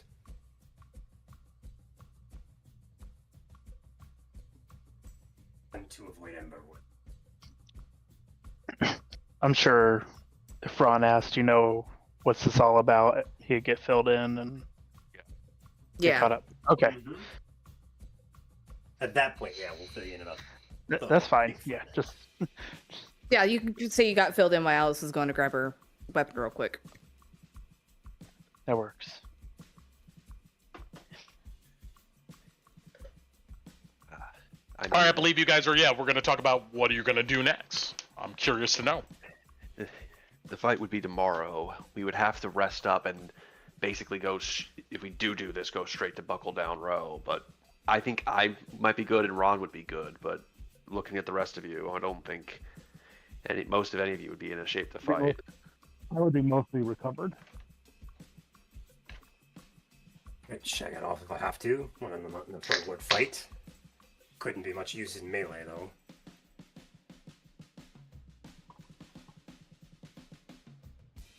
I'm assuming we have no way of asking for an extension. Well, we could try, but No, considering their stance, what they've probably learned we've done since, and that they're both Mel and the people behind him are all smug pricks, they'd probably just mock us, say a bunch of self-important words, and then decide to do something shady in the background. Yeah, because they don't know about the Iron Helms yet. Last we knew. Maybe. In a while. A best that's case coming scenario. out very soon. A best case scenario would be that if we go back, they'd somehow grab us and force us to do fight night, which in probably a less advantageous position before. And again, that's probably the best case scenario. Which is why we need to avoid Emberwood if we choose not to negotiate, because from then on, they're going to be gunning for us actively. Well, at this point with how we've put ourselves, they'll gun for us after. I think they'll gun for us after this anyway, but definitely gonna. We'll remove any ability we have getting close to the Queen. I'll say that. Or to find out what's going on in the sewers without us having to fight through a whole squadron of brigands and black-hearted murderers. I'm so sorry, guys. When I tried to long rest, my page glitched. How much exhaustion was I at, Brett? 5, right? Yeah, you So should I should be be at 4 at now. 3. You should. Oh, you're at 5 with Lowie, so you should be at 4. Or at 3. Okay. I think does purge contamination I'm at move 3. It one does, level? because Okay, so yeah. Because you can't be. If you were at 6 exhaustion, you would. True, you will be dead. You have to be at 5. So you have to heal that one. So you're at 3. Okay. Oh wait, so I when you had get hit it purge and messed up. contamination, it takes off a level of exhaustion too. If you're only if you're at max. If you're Hold at on. max, because otherwise. Oh, okay. Okay, yeah. That's how we would have to do. You're right. Yeah. True. Tino would be dead, right? That'll Yeah. be pretty messed up. We'd be like, oh yeah, so back to Tino, so you die. And You're dead. You're dead. You're We not did all really- this effort and did we the were spell to dying. save you, and you died. We were dying coming to the garrison literally that day. Like, that was going to happen if we didn't get there soon enough. So, Yeah. we were turning into delirium creatures. But yeah, you should be at 3. So, Thank you. I'm not. Look, I'm not saying that bargaining for time isn't a good idea. Is going to buy us anything more than a few days. But if we mean to go back to Emberwood and to make sales and finish up our business there and then move out with everything we hold dear, it might be a good idea to negotiate and ask for more time and then scamper away afterwards. Be our last chance to go to Emberwood is what I'm saying. You trying to head back to Emberwood tomorrow? No, I'm trying to bargain for more time so they don't think to go looking into the Iron Helm, so that way we have time to recover and then go to Emberwood. But We have to go to Emberwood to bargain for more time. we would. Well, we could try it with a spell. And Lowie looks over at Tinu. I'm sorry. I was looking at my exhaustion. What are you suggesting? Send to Mel to bargain for more time to Oh. recover. Yeah, I can. I have it. I don't really like him though. No. None of us do. If we liked him, we wouldn't have somehow gotten ourselves in this situation. Well, I mean, I don't think he's going to care. I guess is what I should have said. But I can still try. Well, do we want to burn the bridge to Emberwood now, or do we want to try for it? I think the smarter thing is to ask for time if we want to Well- go back. If I ask him, what do you want me to say? Because we run can't into say a bit we're of exhausted. He won't care about that. The issue is if we tell him and then we want to go back to Emberwood, that's just giving him warning. We might go back in the same situation as before, them causing something and riling people up.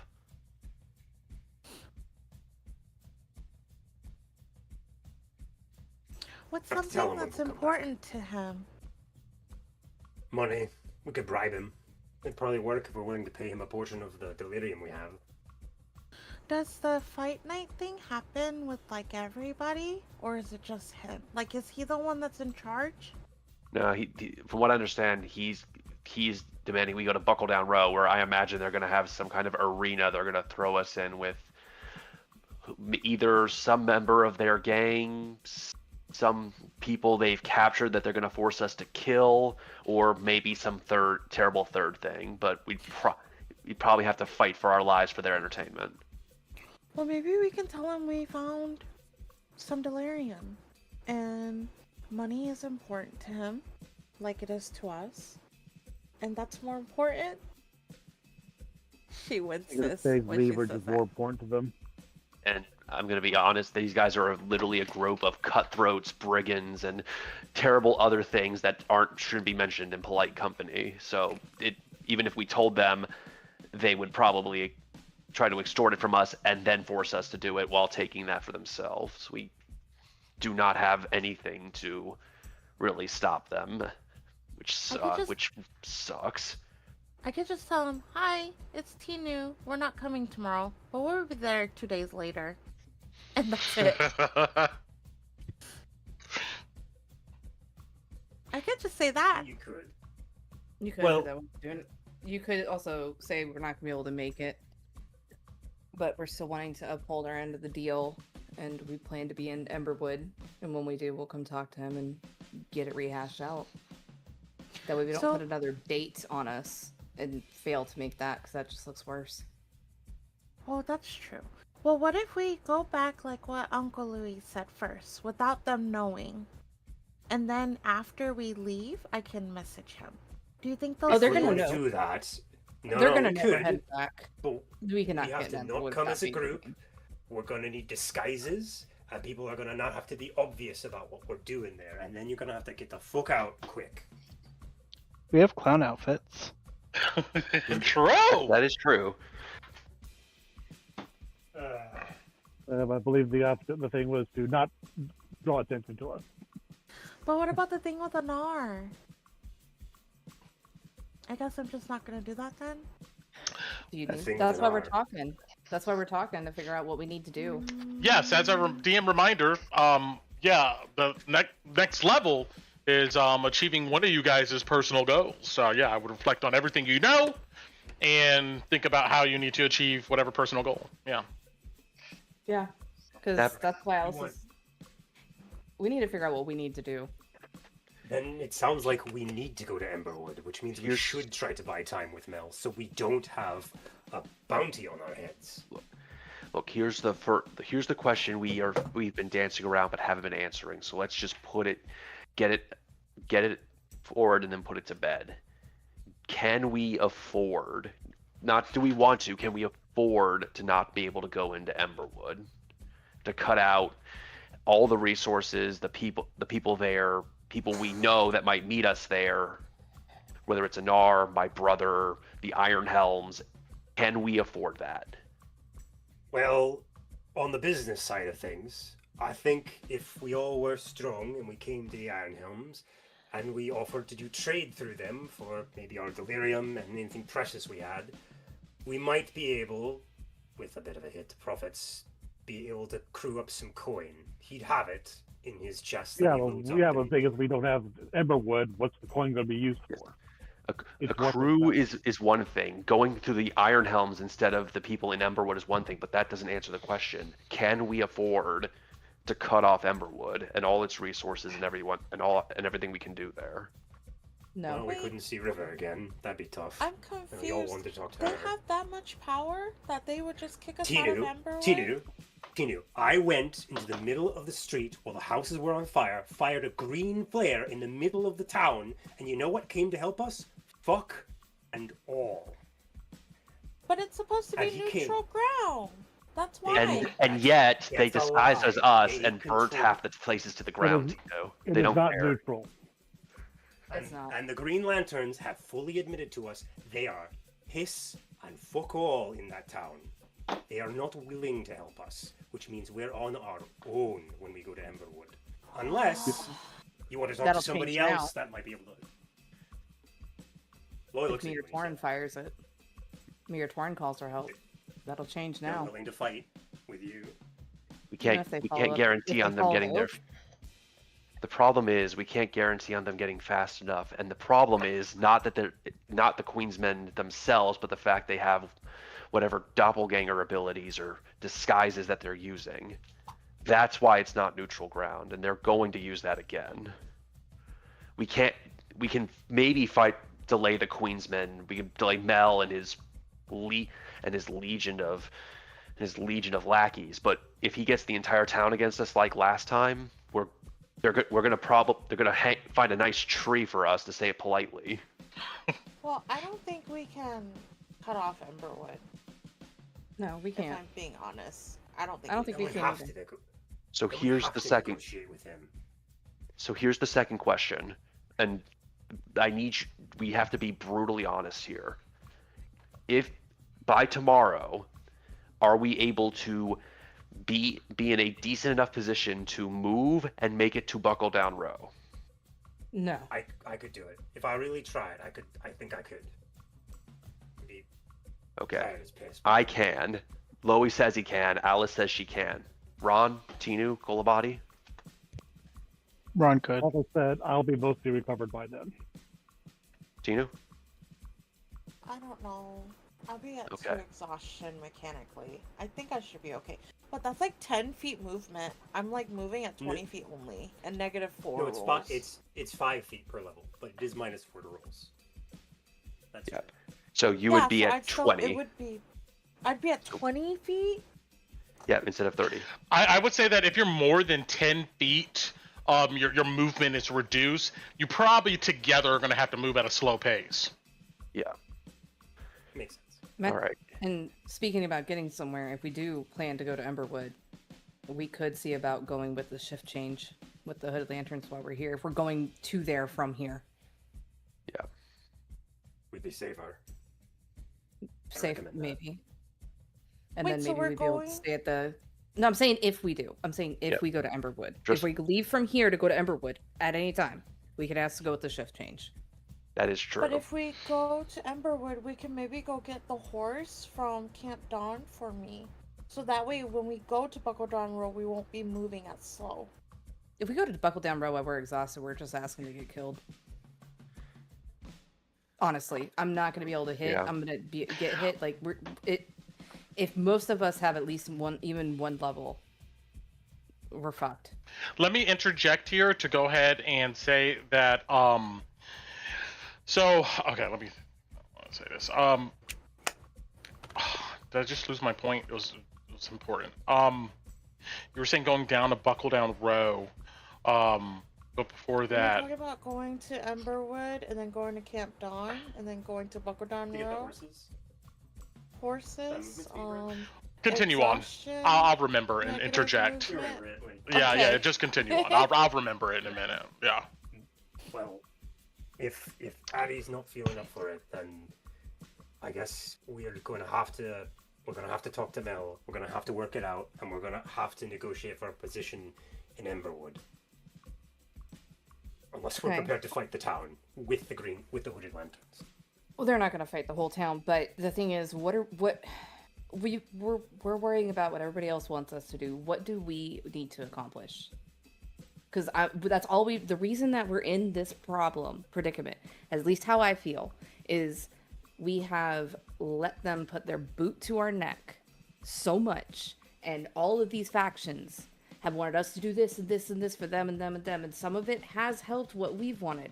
But right now we're at the point where we're not getting what all of us came here to do. And even if I don't know exactly what it is that you need to do, and she points to everybody, I don't feel like any of us are getting done what we need to get done. And if we need to make these situations so we can do what we want to do, I'm okay doing that. I'm not okay just going to please other people and not getting shit done for any of us. All of you are the most important to me in this Westamar right now.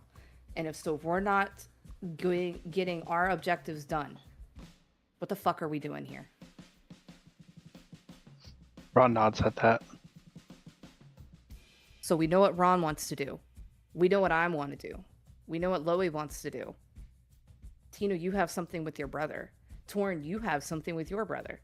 Bati, I know you want to do something even though you haven't told me everything, and that's fine. But we need to lay out what our next steps are that's going to make the knife bites ahead. Well, So who has I guess we something could that take- we do now?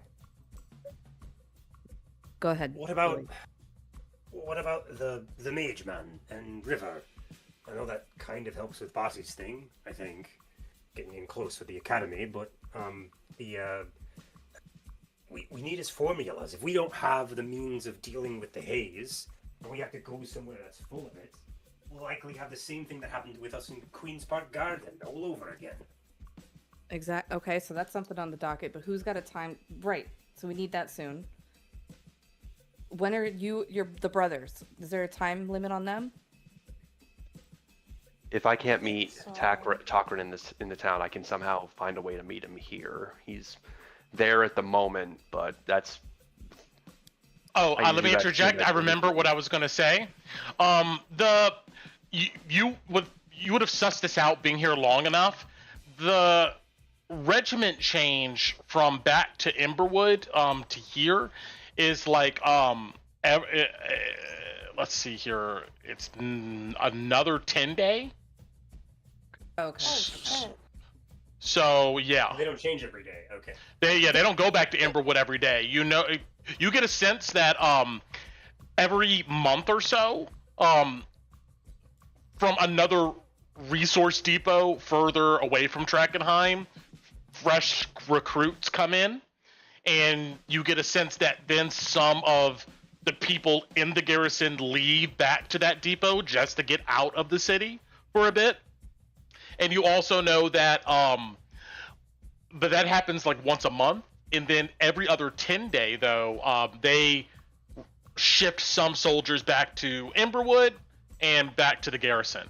So I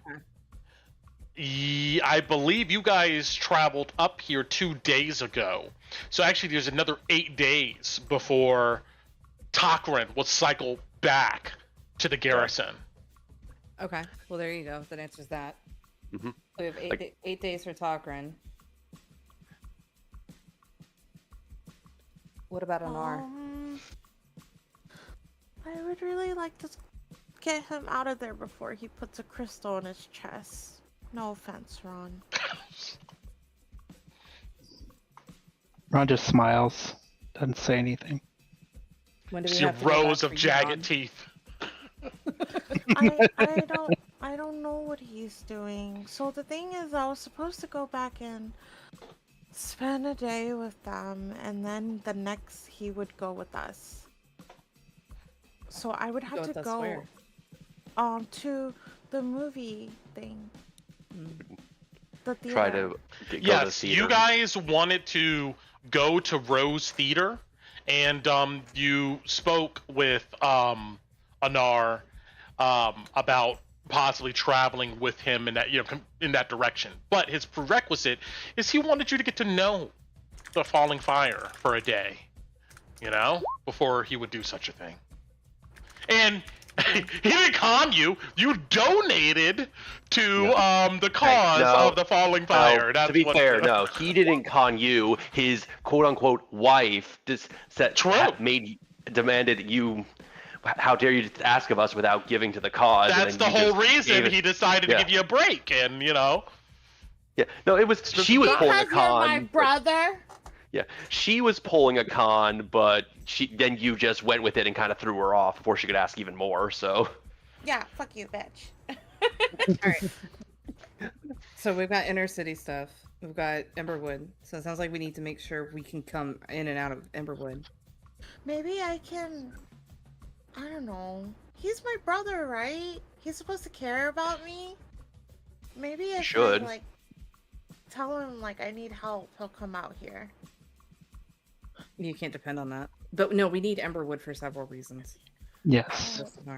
But that's what I'm saying. I should be able to depend on him. Ugh, she rolls her eyes. Well, if I can interject. Complicated.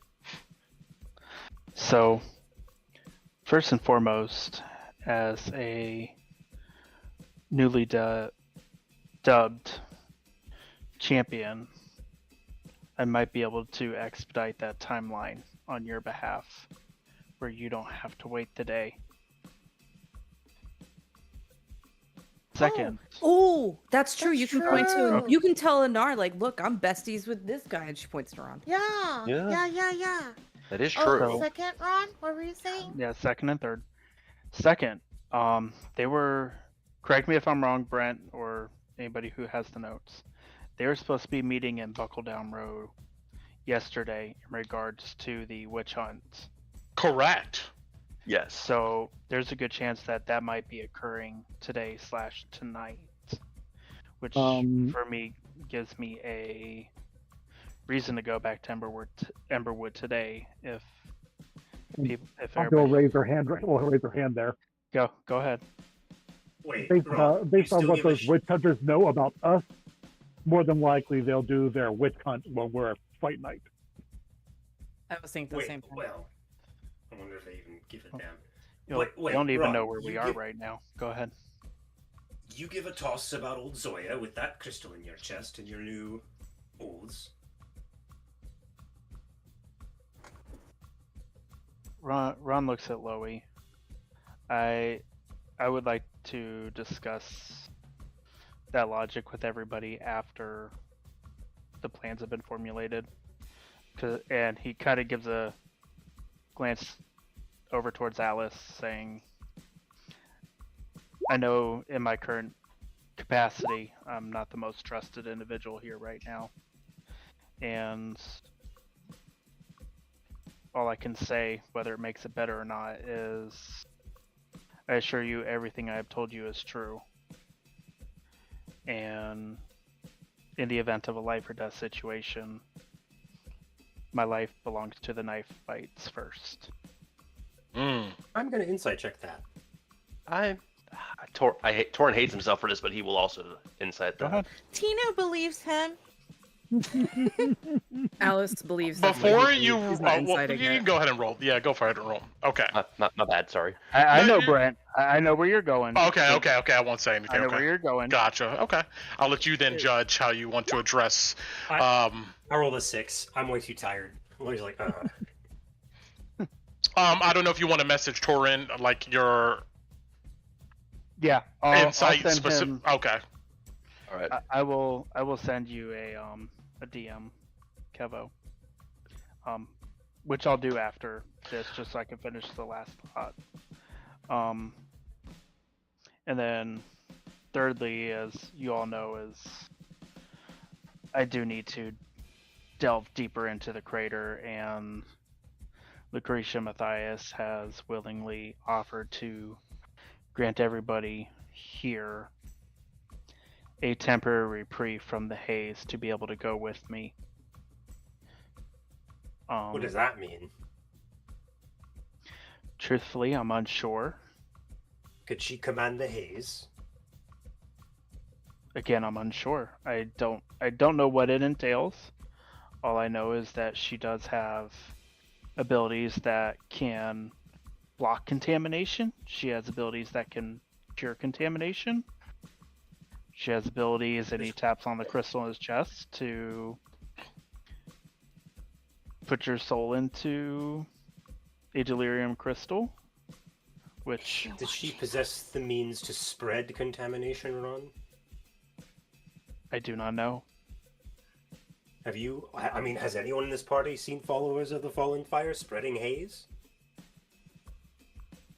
As far as Technically, no. spreading it, no. I think the most we've seen is them being quote unquote immune to the haze. But as far as actively spreading it, I don't think we've seen a sign of them specifically doing that. I think Can they I make only an insight spread check when- germs. Can I make an insight check when you say that, Torren? Because that's not technically entirely accurate from yesterday's session. I mean, if here's the thing, if I'm saying that, that's because Kevin, the player, is not remembering it clearly. I will give you an insight check, Kevo. We'll go for it. Yeah, is insight or history? Just insight. No, insight. I'm looking for Okay. a 15. If not, then I don't know. Well, I give you a nat 20. You did see on the walls towards St. Brenna's Chapel a bunch of haze pluming into the air.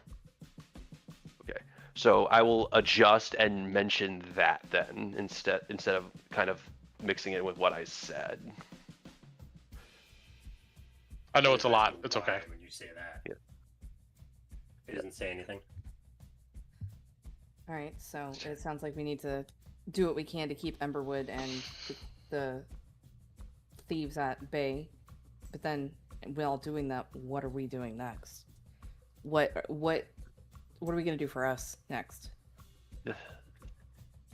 The things that would still remain, as far as we know, that we just talked about. Tinu needs to speak with Anar so we can go to the theater and find out more about her and Kalina's mother. Mm-hmm. We need Temple's Gate will be coming up, and that is instrumental to a couple of plans. But we need to figure out how people are going to try to mess around with that. So that can be so we can discuss that more later. we have Ron's thing eventually meeting up, probably with the And falling that could fire. help with Temple's Gate, possibly. Possibly, Yeah. so we might need to do that before Temple's Gate. Because, sorry, holding back hiccups here. Yeah. Elis Drexel did say that if we do go and speak with Lucretia Matthias to, You want the report? yeah, get as much information on what this is Dova, not Ron. Yeah. Get as much information from her as possible and ways to utilize the falling fire person. Basically, yeah. But you told the party this. Yeah. Yeah. Okay. Yeah, because Alice and Torren or Alice and Bati They were there. as well. Yeah, for that. Okay, just yeah. During Gotcha. that conversation. Yep. So it's just Dova repeating it. Understood. So, And then, which getting to Temple's Gate should help with, I believe, Kolabati getting to the tower. That's still part of the plan.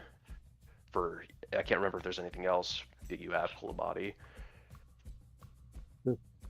Some level of access to it, which will require academy assistance. And as much as I Which hate to, means that we need gotta to take out deal with the the- mage. Mm-hmm. and as much as I hate to say it, Buckle Down Row isn't off the table, because I know for you, Lowie, and maybe for you, Alice, there's definitely something there if we have to I believe that we have to confront the Queen about. Yeah, we're gonna have to deal with it one way or another. But She will make it all of our problems eventually if we ignore her. so we appease her for now while we're getting other things done until we're ready to take her. The hope isn't appeasement. This is probably the best chance we have of getting anywhere near her, which even that can maybe offer some insight. Just saying, there's a chance that we could go ask for this extension and we're denied. That I'm is just saying. absolutely, but if we, as much as I hate to admit it from what we're discussing, if we getting the extension, giving a hard date for them to collect us, and then heading over, is our best case scenario of getting everything we want. No, I agree. Because I'm not we against have it. to- I just want we to make have- sure what we're doing is getting us what we need. And we have I'm gonna go have to to hate to say Timberwood. this. We'll have to not only push the fact that it will make everything more entertaining if we are at or near full strength, but we might have to offer either gold or maybe. And you can see his face just scrunch up in disgust as he says this, a possible favor if we want to get this extension. Maybe they still want the Furious Four dead. After meeting them, I wouldn't mind putting a few rounds through their temples. Yeah, I'd be okay with that. agreed. At this moment, Torren, you feel a sudden ping in your mind from the sending stone that Oscar Yorn gave you. You hear a gruff voice. The first rule of business is you keep your fucking word. Where's my flowers? In plan where we almost died and we're recovering from contamination. Right. Boo-hoo, we're always almost dying.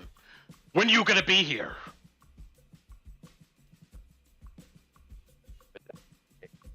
Oh, you're breaking up. You're breaking up, Kev. God damn it. Okay. Hold on.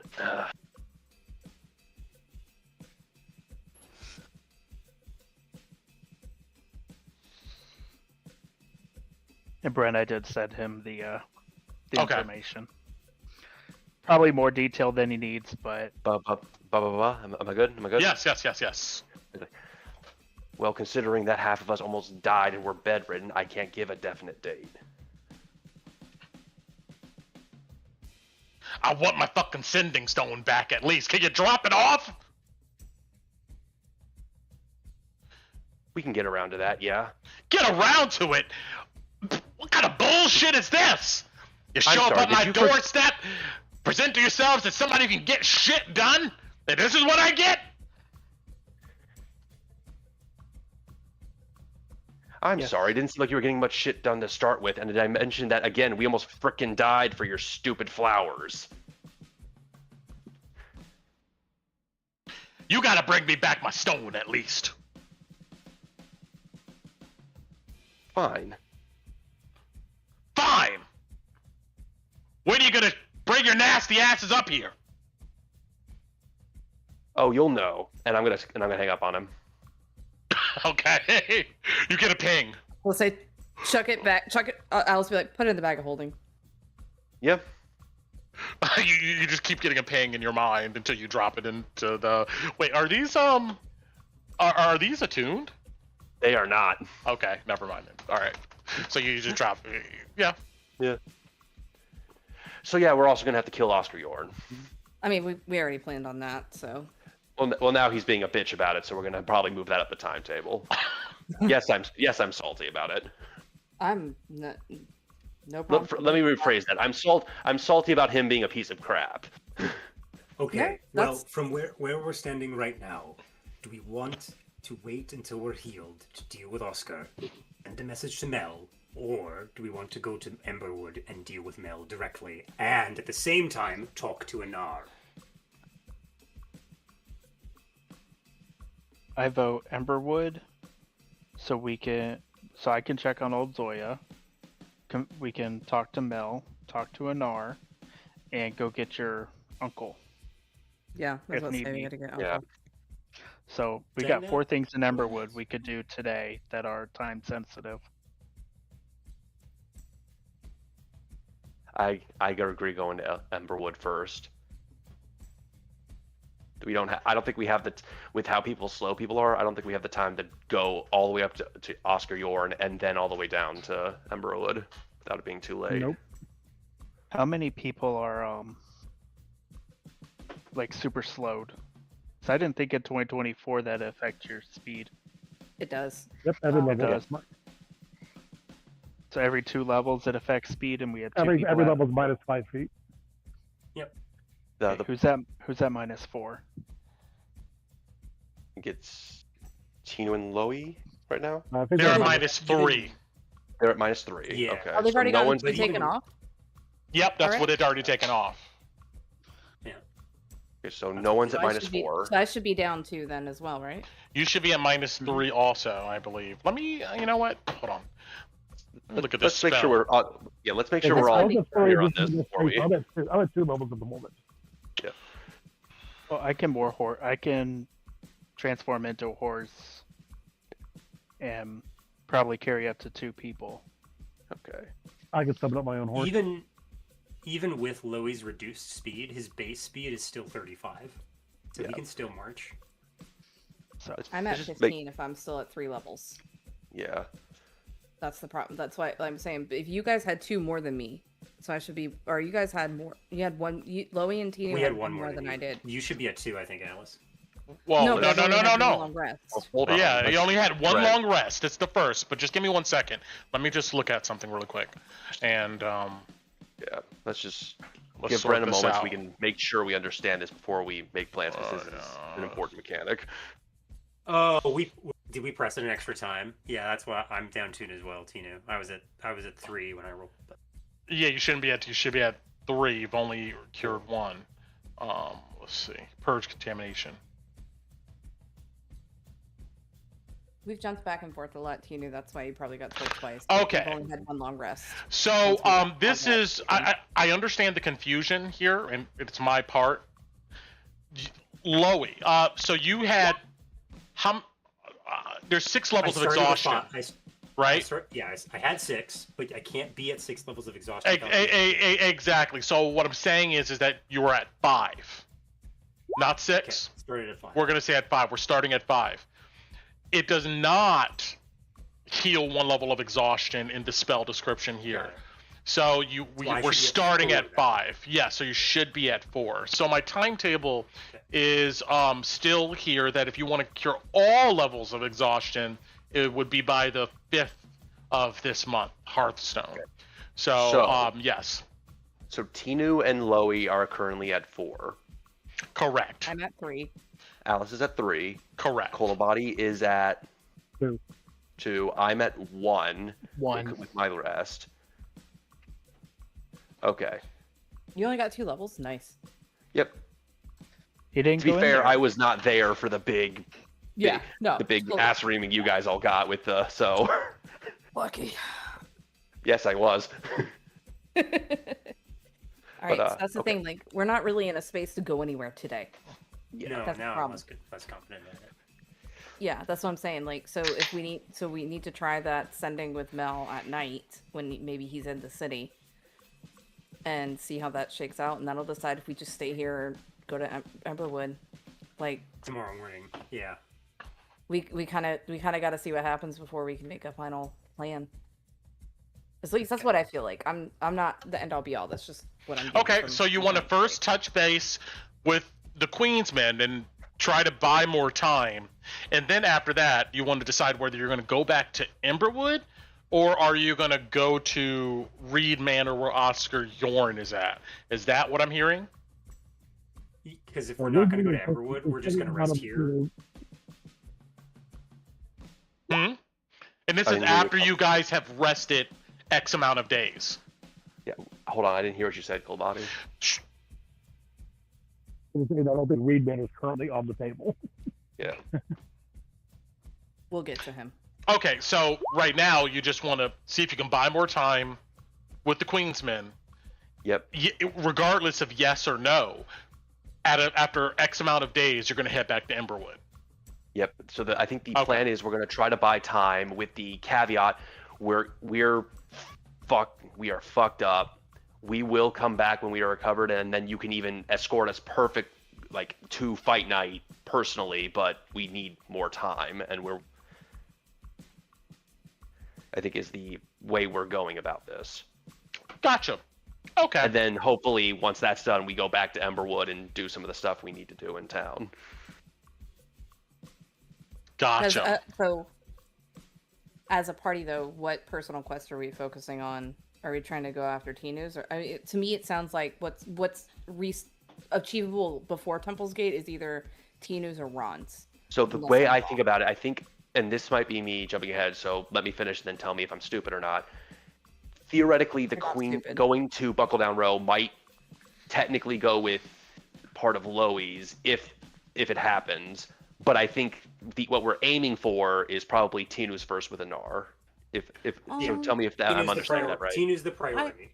But the thing with that is that we have to, I think, wasn't it get him out of Emberwood? So your personal goal is to, save him. Mm-hmm. But does that count if I take him out of Emberwood and bring him to the clock tower? He had the requirement is for him to be safe and secured. So I would say that right now the clock tower is not a safe and secure place.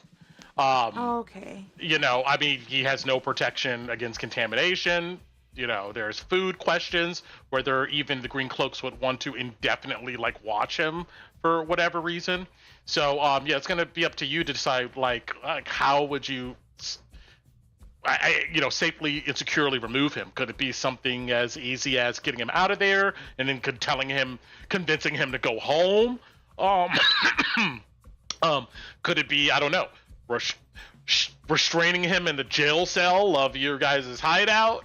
It's not secure though, but I would definitely do that right now. But you would imagine though that if Anar does not want to leave, it'll be really hard to achieve safe and secure, right? Because anywhere you put him, he's going to want to not be there. So it seems like part of the prerequisite is you're going to have to somehow get him mentally, roll RP wise, wanting to not be there anymore.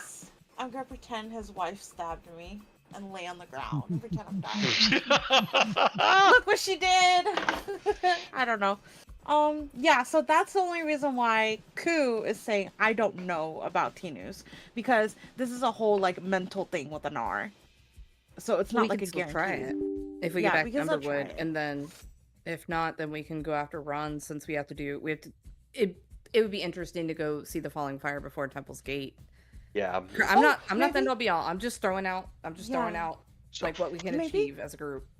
Maybe Ron, because of what you said, maybe you can help me convince Anar that I could take that time and he could come with us to yours, to see Lucretia and then go to the thing. Ron thinks on that for a second, then looks at Lowie, knowing that Lowie still has an unanswered question from Ron. I don't think that's going to be helpful. If anything, that might convince him more. Oh. And Ron's, again, being genuine. No, I know. If you don't want him to join the Falling Fire and join my brothers, then taking him there is not going to be in your best interest. Tinu winces when you say my brothers. She's about to lose her mind. Yeah, I guess you're right.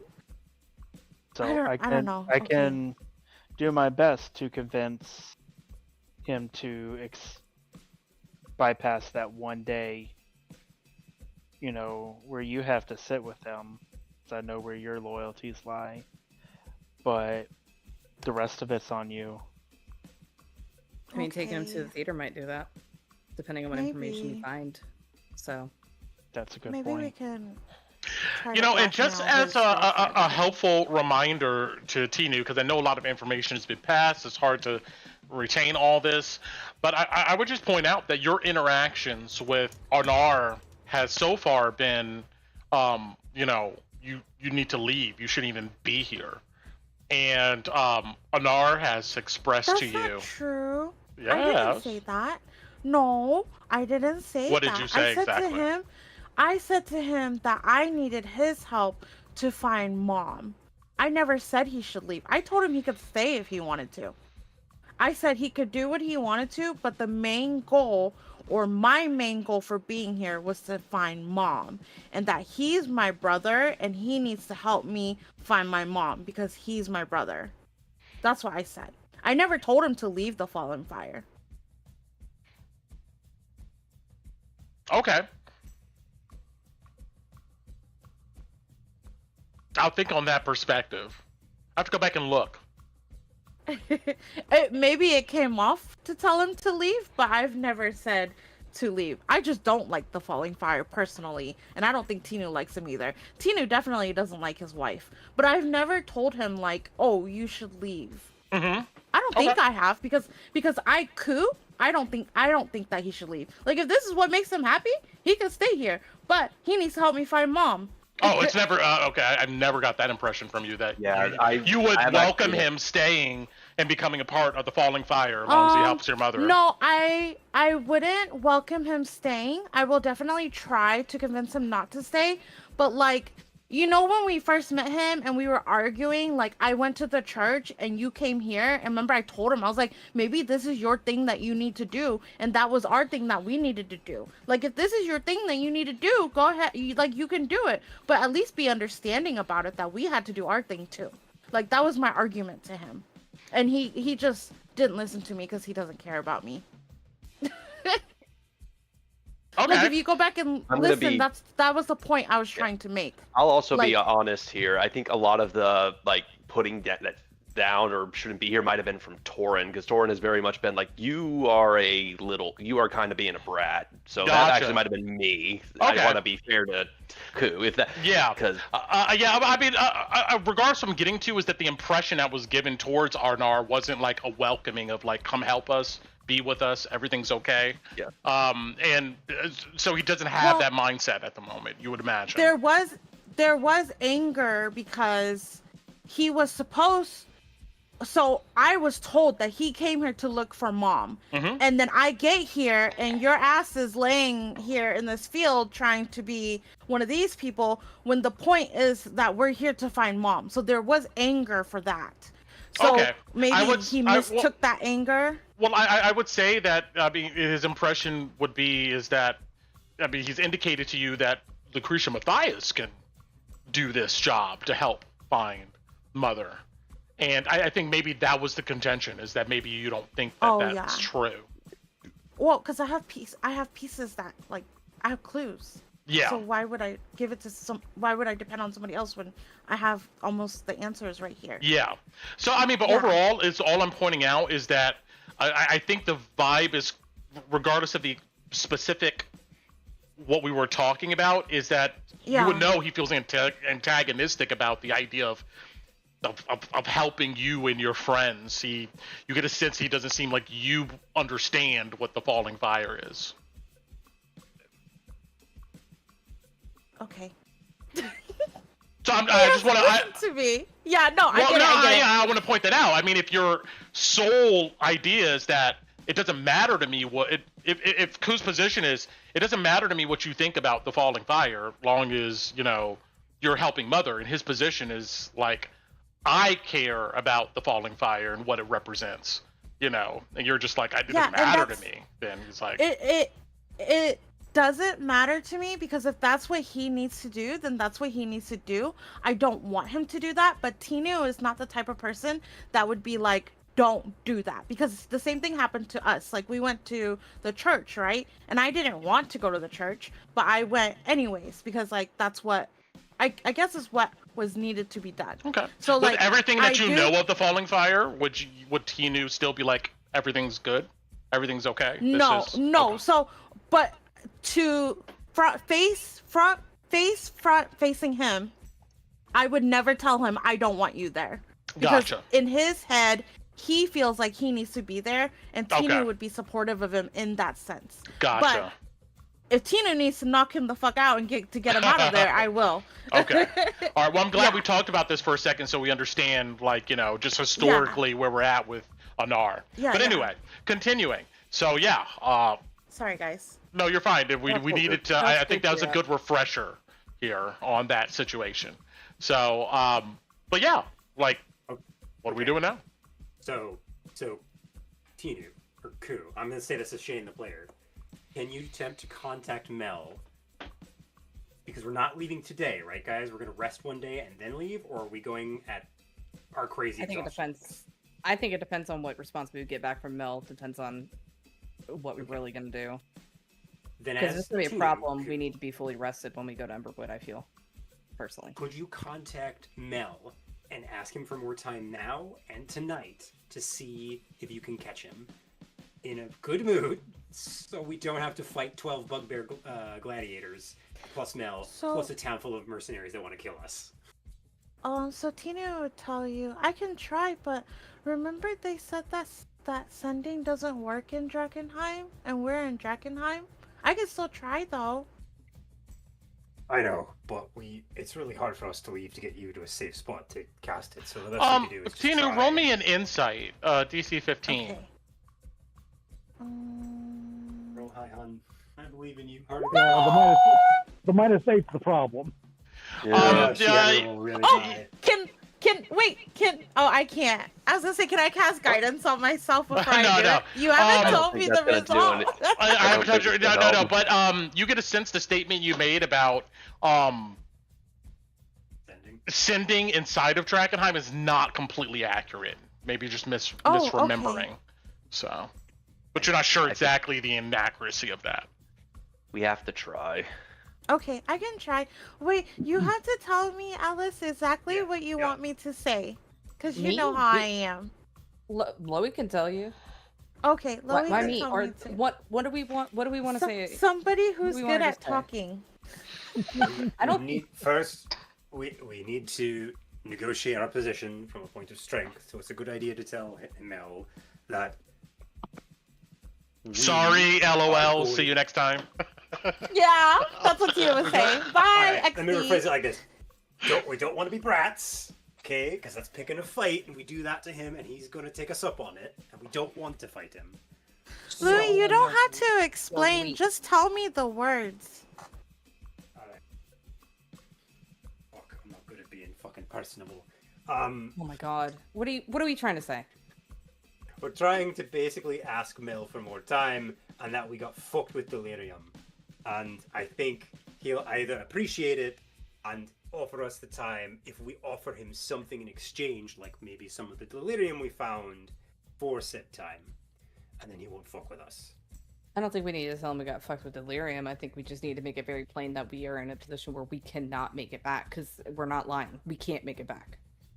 Yeah. Also, There as we much go. as I hate to admit it, we probably shouldn't come up with something on our end. Let him offer first, because if we come up with something that gives him an ability to one-up it, Yeah, no, you Thank never make the Full first I'm offer. way too tired. him- Ever. Yeah. You never tell him make we're the- willing we could to say- make the difference, but not offer anything ourselves. I could say, hi, we can't make it to where you beat us up because we're already beat up. So you should beat us up when we're fresh. No. He'll probably find that cute, and he might enjoy that. Ask, and then say, "Can we come in a few days to in when we're rested, when we're fresh?" So that way We you won't can make beat us it up if we properly. come now. I'll just say that. We won't make it if we won't make it if we come now. We hurt. No. No. We half dead. Don't tell him we're half dead. Tell him we can't make it because we can't leave where we are. We can't leave. Okay. We won't. No, we can't leave. There. We can't leave. And then she looks at Alice and Louie. Alice is like rubbing her head, already hating where this is going. We can't leave. We need more time to see you. So when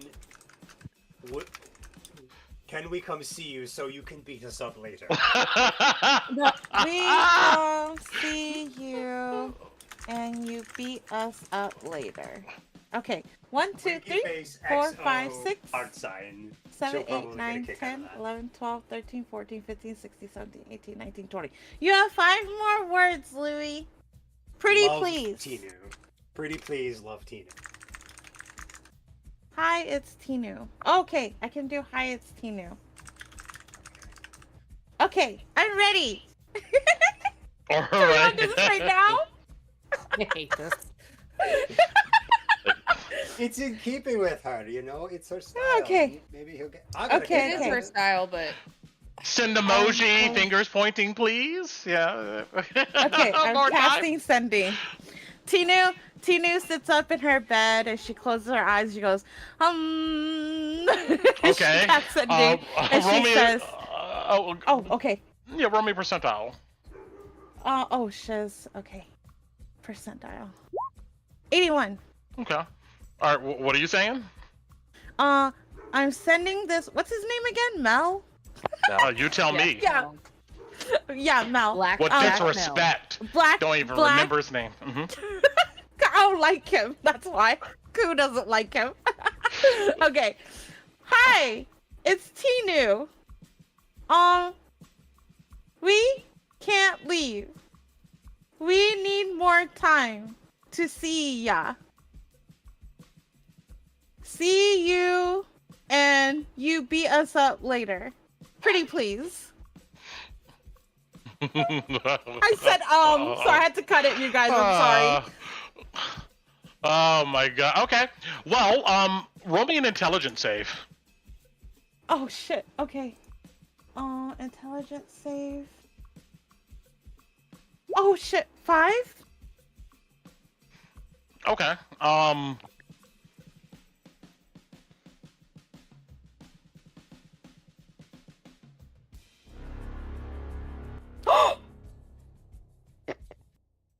Oh no. You guys see Tinu close her eyes and and meditate. And then, as you try to reach out to Mel, his essence, and try to feel out in Drakkenheim, outside of Drakkenheim, a rush of psychic energy just slams into your mind.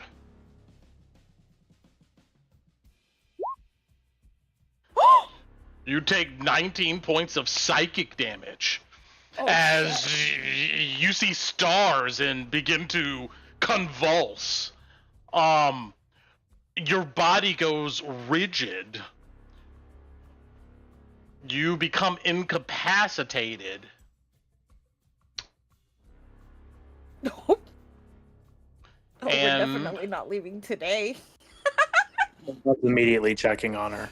soon as you're done, Dan. Yeah, you rush over. It's almost like she's having like a seizure. You see, as her eyes is rolled to the back of her head, and as this pain envelops your mind, Tino, you almost feel like something is like tugging at your essence, like threatening, like to like almost rip your soul out of you, leaving you just an inert shell. It is not fun. Let's see here. Where did I put that?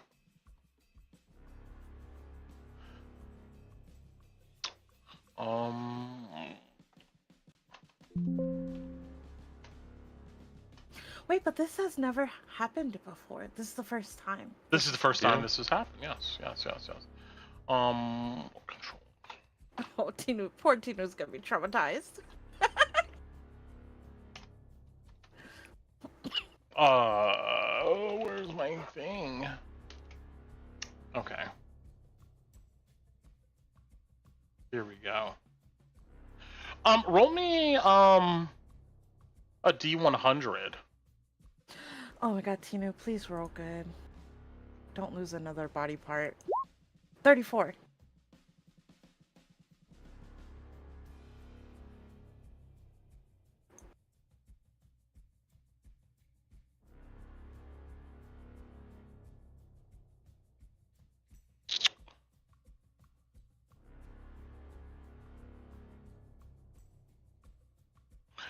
Okay.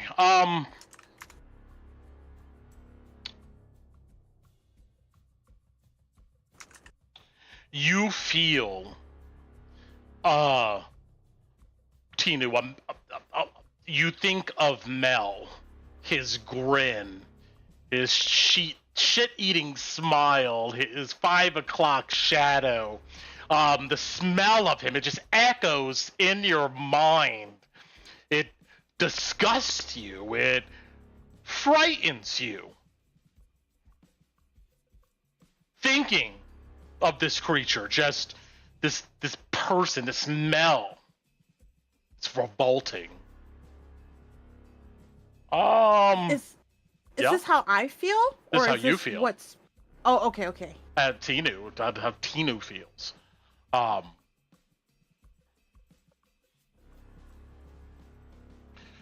You can't speak. Yeah, Ron, you rush over.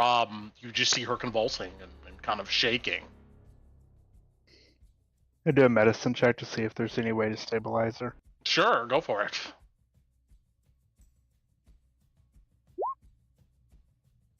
-2, 14.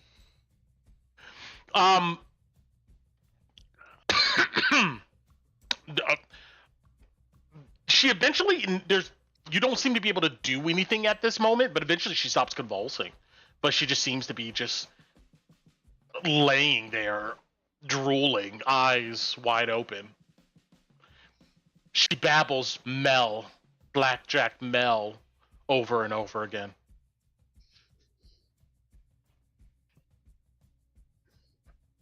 Let's get her into bed quick. I don't know what happened, but that didn't look good. Oh, jeez. Brent, Yes. seeing this effect, can I try to roll Arcana to understand what the hell just happened? Like, understand sure. maybe how this happened, how bad this is? Yes. Okay. So that's a -221. There is definitely some magical madness affecting her. You get a sense that maybe in time she'll come back to her senses, but any time before then it may require some type of restoration magic. Okay.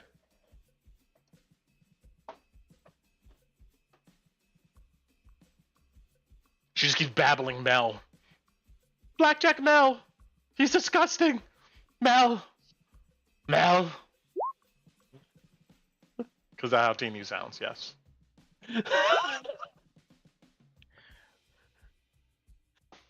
You shake her. So All of you wave your hands in front of her eyes. Like no registration. So, Brent, Yes. I don't know this, and Ron doesn't know it, but Which one do you want to use to listen? Shut up, Siri. Yes, continue. love it. Because she's incapacitated and it seems like her mind is stuck on something. Mm-hmm. If Ron tried to roam with her to see if he can see what she's seeing, do you think Ron would Ron know that it's not going to do anything, or You would get a sense that you'll maybe be able to explore what's on her mind per se, but you don't think that roaming would heal her any type of way.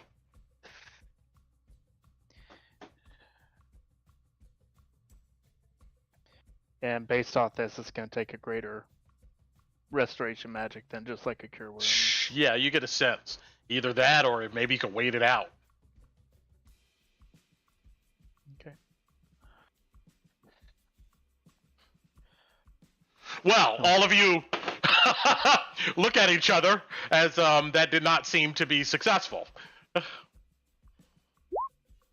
Oh shit. We should get the healer, I guess. Yeah, so Yeah. you can find Cal. Sure, you're able to go ahead and find her after a few minutes, and she looks at you all, kind of pushing past in the room, and she takes some vitals of Tinu, and looks her over, and if you tell her, what you saw or experienced, she would listen intently. But you can see frustration come over her face, and she goes, if you're in Drakkenheim, no one can be contacted out Drakkenheim. In the same way the other direction. Should have known this by now. She'll be fine after a day. We didn't know where the person we wanted to contact was. And we can't If they're not in Drakkenheim, she just shakes her head. You're lucky this is all that happened. Some die.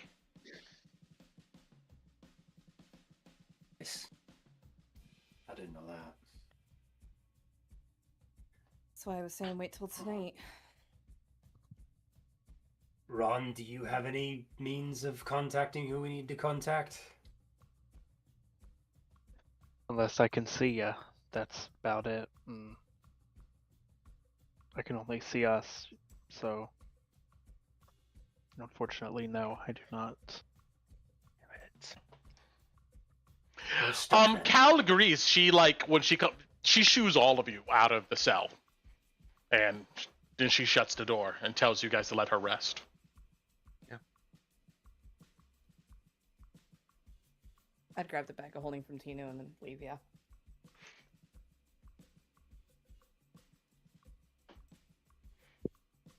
So I guess we go into another cell. Okay, so this is what I'm going to do. I'm going to give you guys a chance to think about your path forward. But some other things may happen here. So, besides you guys' ongoing conversation, which probably can continue into the next day, you guys can still do some investigation, hear some rumors here. If you guys don't want to do that on this day, I'm going to fast forward to the next day.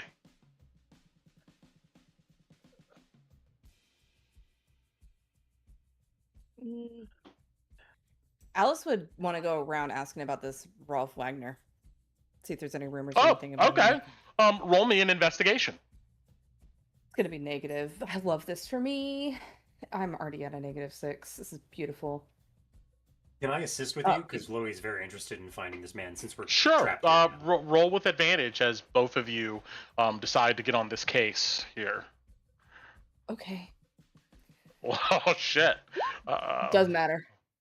Doesn't matter. Yeah, both of you are headed is pounding, exhausted. You can't get the words out. Yeah, people seem to know who you're talking about, but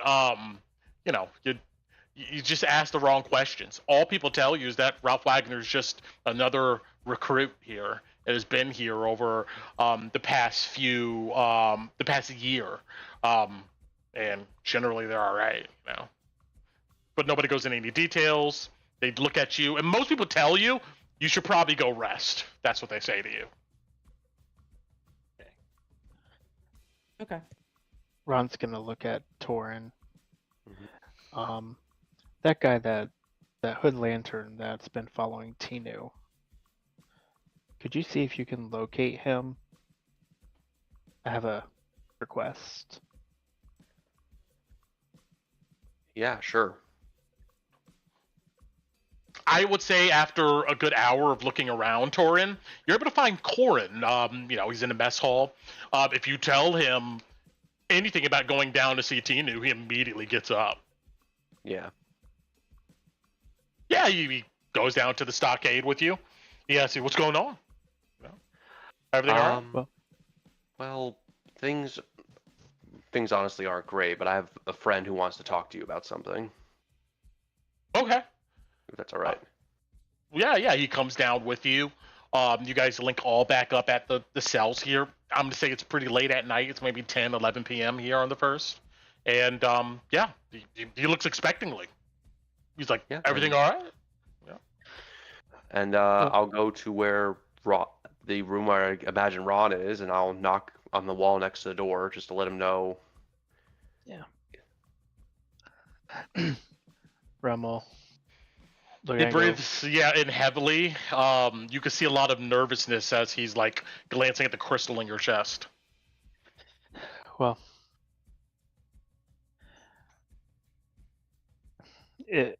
would you feel more comfortable talking in private or out here with other people around? I don't want a crystal in my chest. So let me just tell you that. It's not about that. Oh. It's okay. I'm not here to convert you or anyone. So well, sure. Yeah, what's up?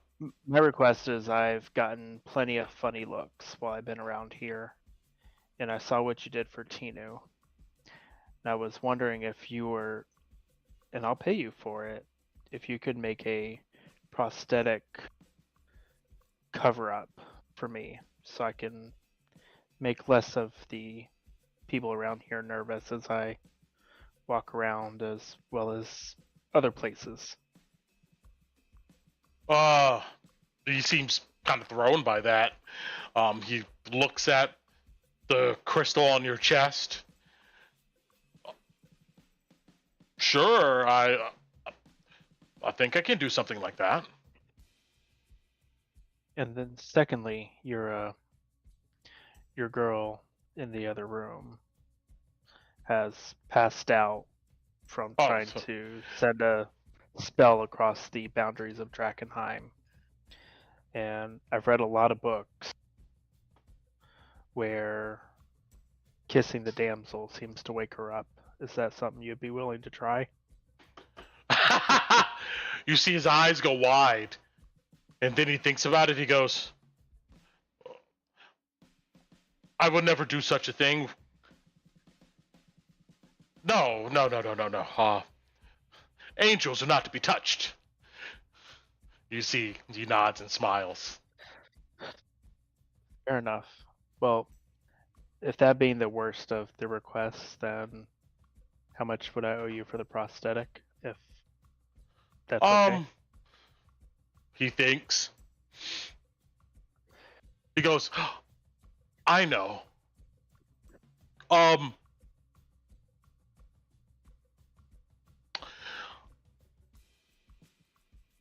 Tell Saint Tinu,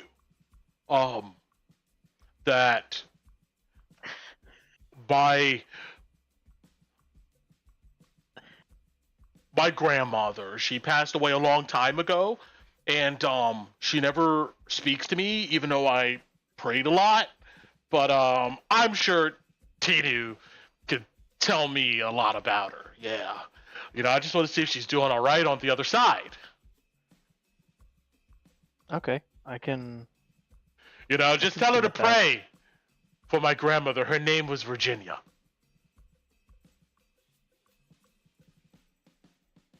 Ask her about her biscuits.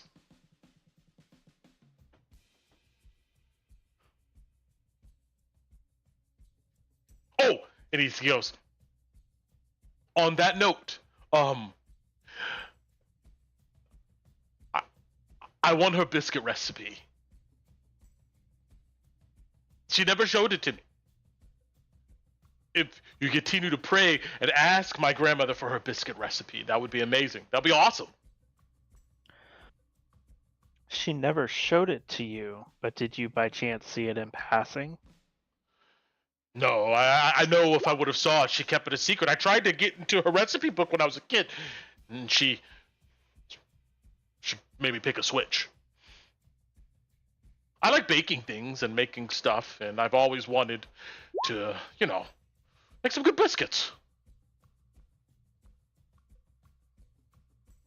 Okay, I was about to say, if you might have had a glance at it in the past, I would be able to help you with that. No, I would have known if I would have saw it. You see, he seems to be pretty firm about that. Okay. Doesn't hurt to ask. Yeah. Any other notes I can jot down for her? She had a mole on her neck.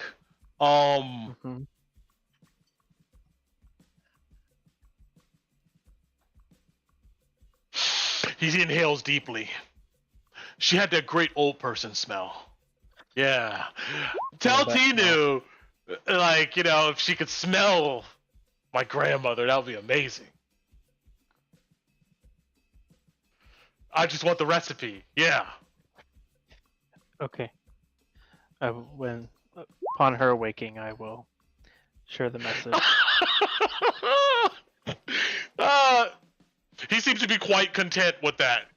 I'm on it. I think I got some materials that could work. You see that he runs off. Apparently to go back to his cell to try to come up with some contraption for you for his grandmother's biscuit recipe. Alrighty then. Thank you, Torren. I wasn't expecting that to go so awry, but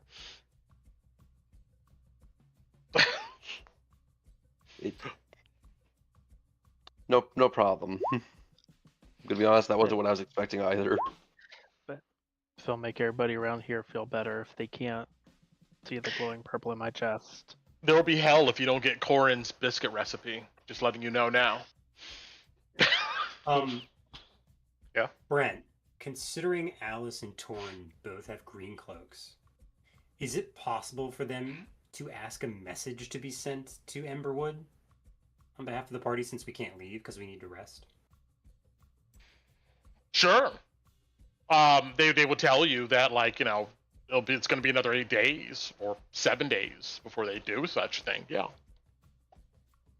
Oh, don't worry, I have something. I'm just waiting till the next day. If you mean some magical message or something like that, they don't seem to. No, I mean a runner. Oh, a runner. You don't get a sense that they're willing to go ahead and take the risk to lose another guy on a single message. But whenever they do shift change, they seem to be more than welcome to send a message to Emberwood. Sorry, that was the only other idea I had. Trying to think. That's all I got. Okay. If nothing else, then we move into this night, and I need. Where is it at? Here it is. No, I didn't want it there. Did I mess up my stream? No. Good.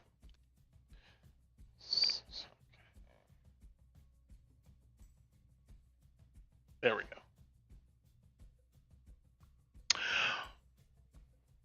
Lowie, and Alice, roll me wisdom saves. Yeah, I figured that was gonna happen. What's the point? Wait, don't they have to make like crazy intelligence, I'm gonna devour your mind saves as well? Oh, okay. Never mind. Or maybe they don't. Whoever they is. Alright. Yeah, it's a fat 1. from Mine's me. an actual 8. I have exhaustion on my character sheet, so mine is rolling correctly. As you guys are resting at the end of this evening, at some point you get a spooky feeling. Like you look around in your cell, like you look over your shoulder. It's like a sense of like somebody's maybe standing in a corner watching you, but no matter where you look, you don't see anybody or anything. At the feeling of that, Lowie, see, because he thinks to himself. At first, he flips off the air. Alice too. And he's gonna- Alice and Lowie are in the same cell, right? If you want to be, sure. Yeah, they would. Yeah, Alice sure, would. yeah. Then Lowie looks to you, Alice, and says, "Wait, if it's I him, was thinking the same. Go ahead. do you have paper? Yeah. You know? Mhm. Okay, because Same thought process. yeah, Yeah, and Alice would pull out a paper and pen she'd hand it over to Lowie. Think they can hear Lowie too? would maybe.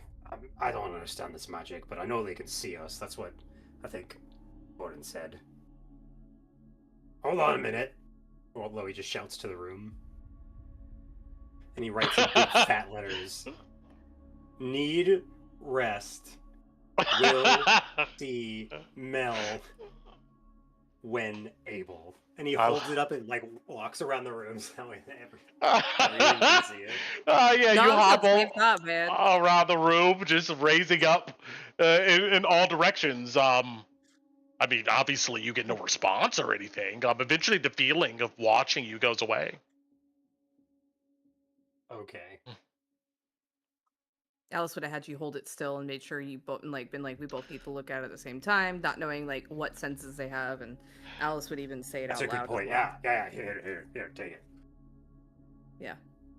Before that feeling went away. That's what Alice would have done. Okay. I mean, got it. Understood. Kolabati, as you're resting in one of these cells, roll me a charisma save.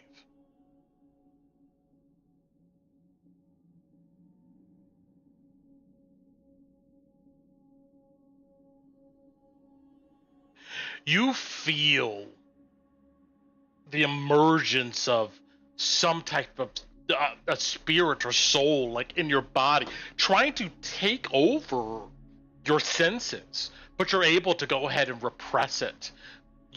You feel like it's the queen.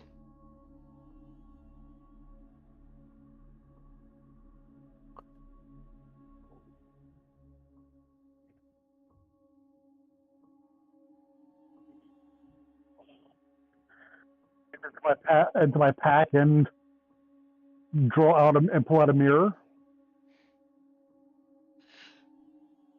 You pull out a mirror. You can feel this static energy and almost like an emotional impression extending out from your chest to this mirror. And as you look at it, you don't see your reflection, but you see the reflection of a elder elven lady looking at you. My lady.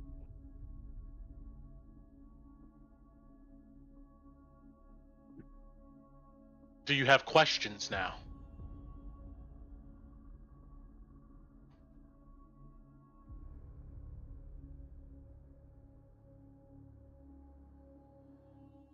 You stare into her eyes. She stares into yours. The background is just of her is just like a blur, a mud of colors.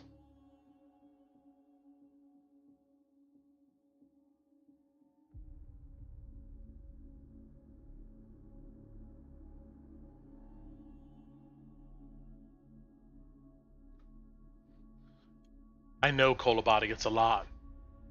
The voice says. You hear it clear in your mind, although no one's speaking.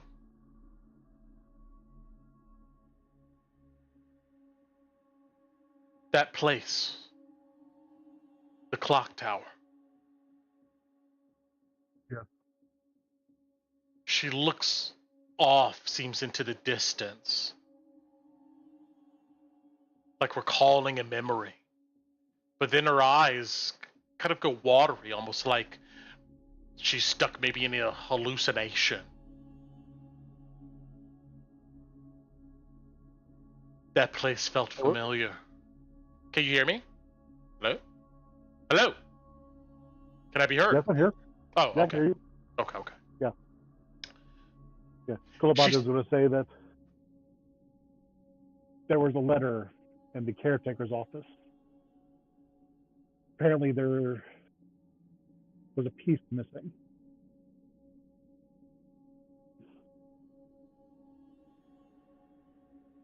And the academy was going to provide it. That must have come later. Way later. Centuries later.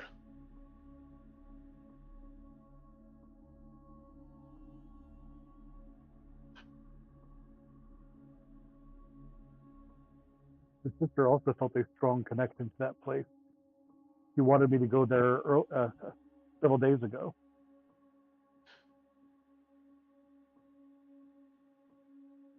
That was where I went inside.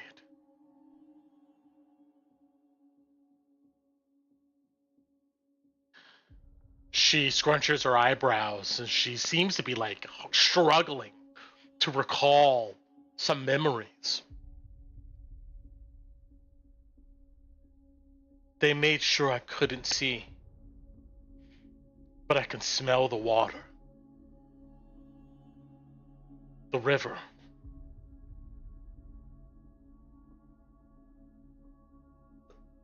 That was where I went inside.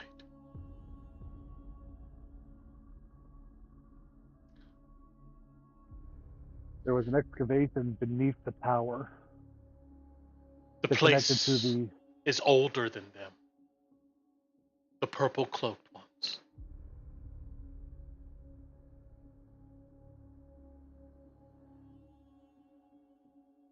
Way older than them.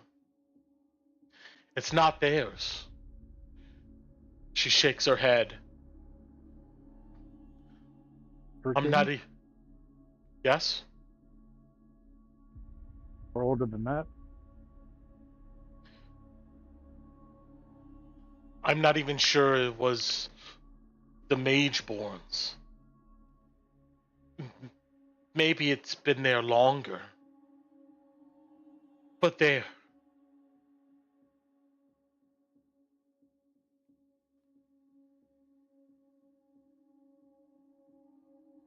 That was where I went into another world.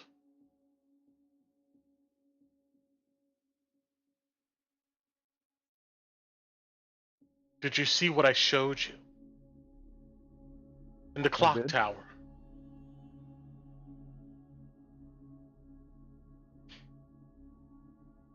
Those appendages from the darkness.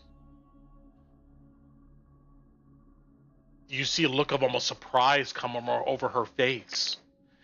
The more you interact with her here, you get a sense of like, you're not sure if she's completely cognizant with you or reminiscing over distorted dreams or memories she has. She says, those appendages, they look like what struck me. Do you remember? Amongst the pipe works, yes.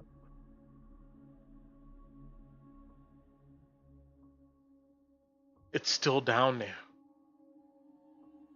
waiting for us. It wants to finish what it started. But it started through the gate. You remember the gate. Kolabati will nod.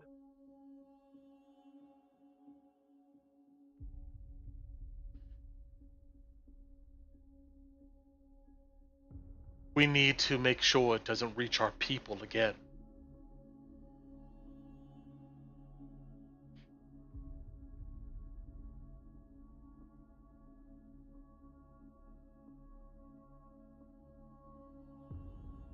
Do you have plans for that?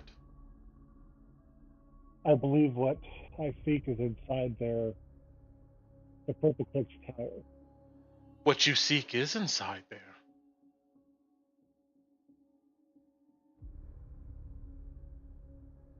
They took it from us. From the relic that you hold.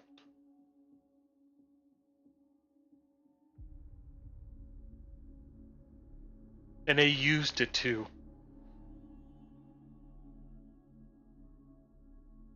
bring some other world into our own.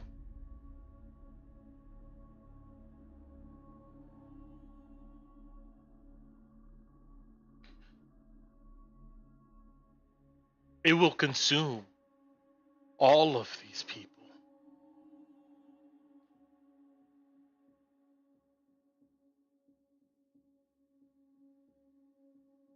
But I'm not sure you want to save all of them. I'm not sure if they deserve to be saved.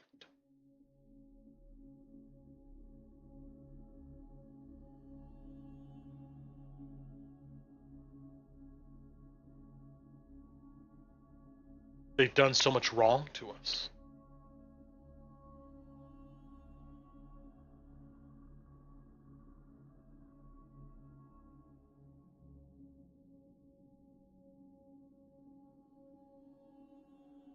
The Ghost Weaver?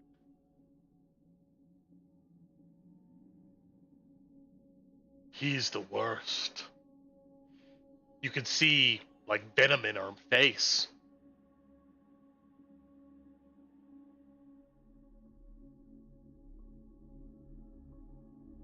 He started this. I don't know why.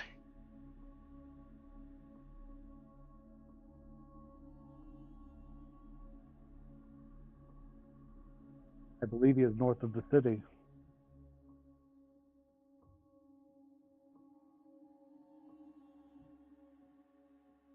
If you You see wish I him, asked him?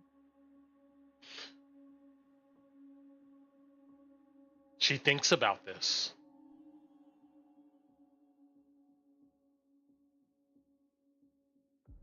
I'm not sure he will speak the truth. But you should see him. He's responsible for this.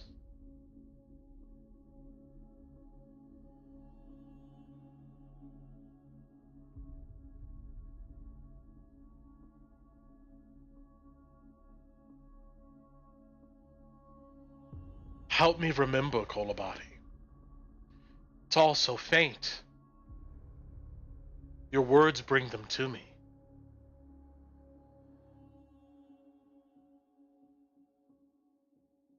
When I speak with him, will you wish to be there? Or will Romero demand his place? No. You should not let the warrior elf be there. He seeks pure revenge. There's no future for the elves in his mind. I don't blame him. He grew up in a world where all of the works of the elves were gone. He would want to slay him. Slay him before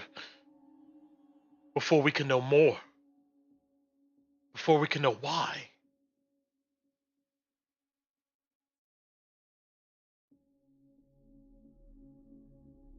He would know.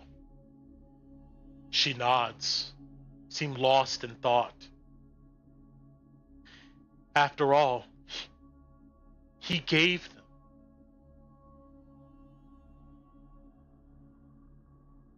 He gave the relic to them.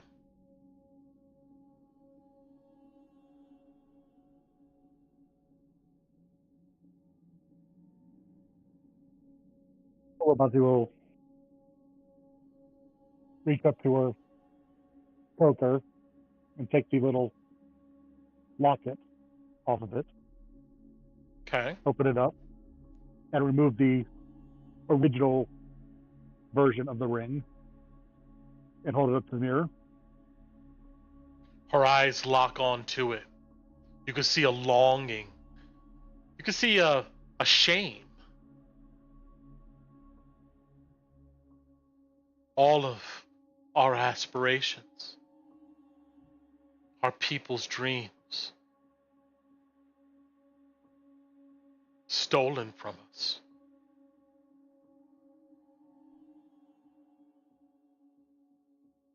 We just wanted to be free.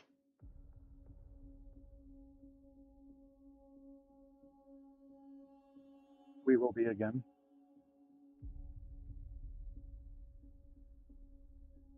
She seems to look around, semi-lucid. Then her eyes lock onto you again.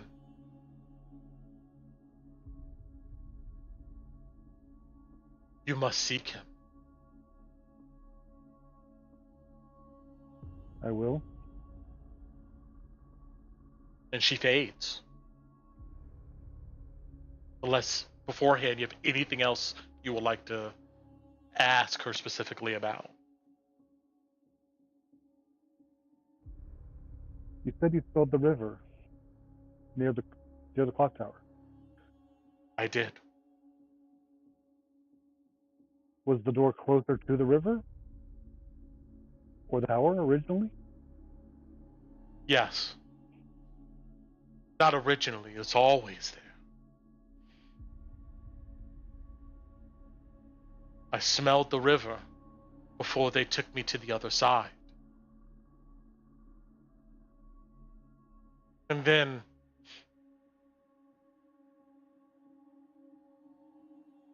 I was in that imaginary place. You remember. I do. And then I was in their works, laboratory. And that place smells like this place does. You feel in your nostrils the alchemical, it just almost heightens of like maybe the smell of the haze.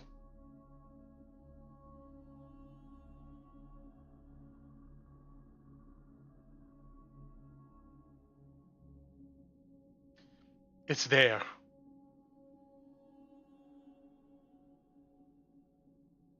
That's where I went, to the other world.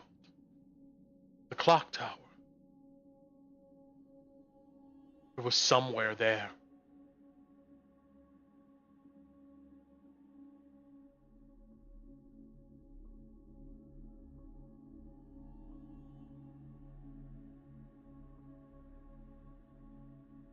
I may know where to find more information on that.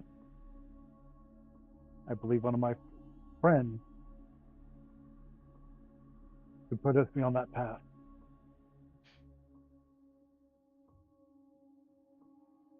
I have hope.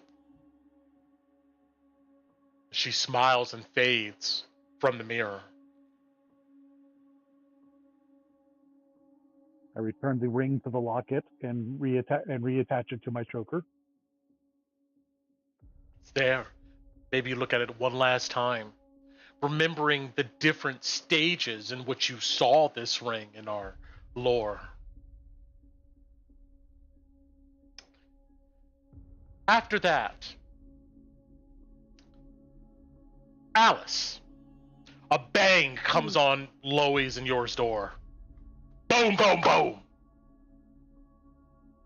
She'll just roll over in bed, expecting Lowie to answer it. Hey!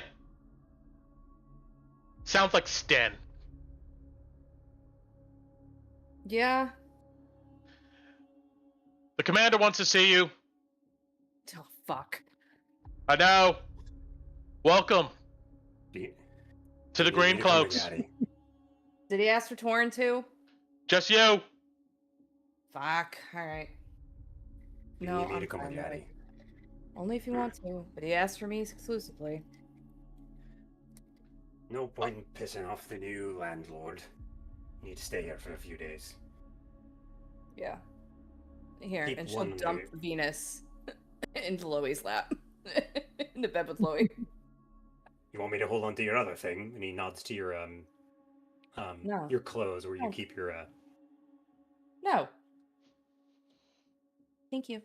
He already knows about it. Alright. Doesn't say anything, but he just holds your pet dog.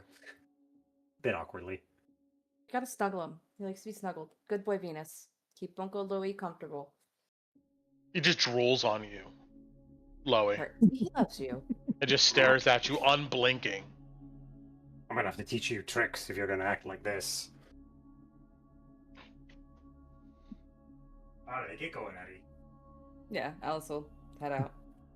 Sten will lead you through the garrison up to the very top of the command tower. And let's go ahead and take a 10-minute break, and let's come back and finish the last 30 minutes here. All right? Oh God. Okay. Okay. I'm scared. I'm in trouble already. That didn't take long.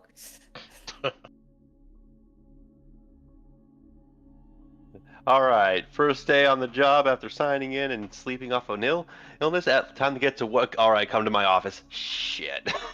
Yeah.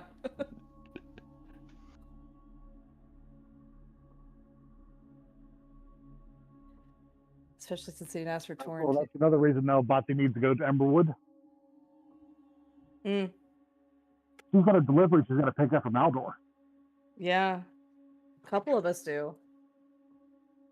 Ron does Yeah, too. hers is from the island of Sky. Oh yeah. Oh yeah.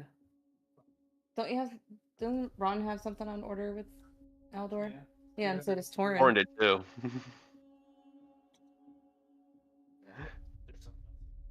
Yeah. But they'll take a look at his wares, but I don't think she can afford anything. It's so much stuff, guys. It's just so much stuff.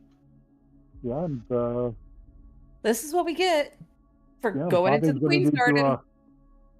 yeah, Bati has more reason to push Torren to grab his brother and go to the old house now. Yeah.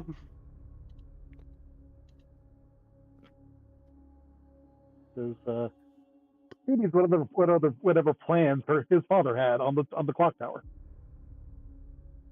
Oh, we also.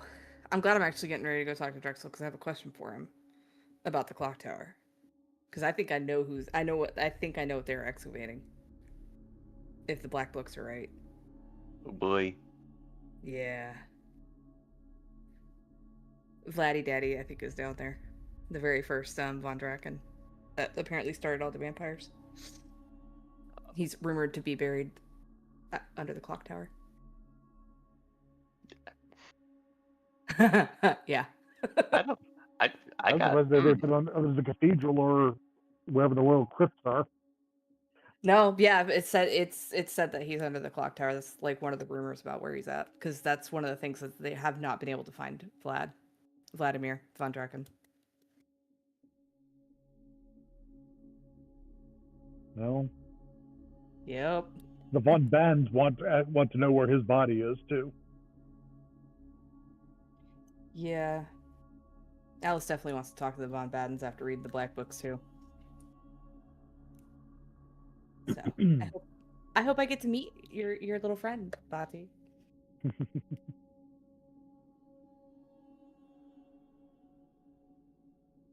You're still muted, Brent. There we go. Nope. There you are. Yeah. Yes. Welcome yes. back. Yep. Chilling here for a few seconds. I had a whole arc on Tinu here. But that ain't happening. Actually, I had a question about that. Yes. If he was doing that from the cells, isn't that outside the city? No. So you take long rest there? No. It's still considered inside the city. Okay. Just curious. Good question. Though.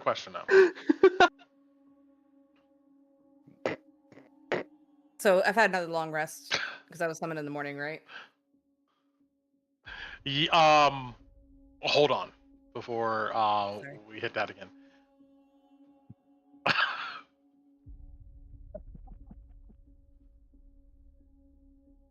What is this, ring girls?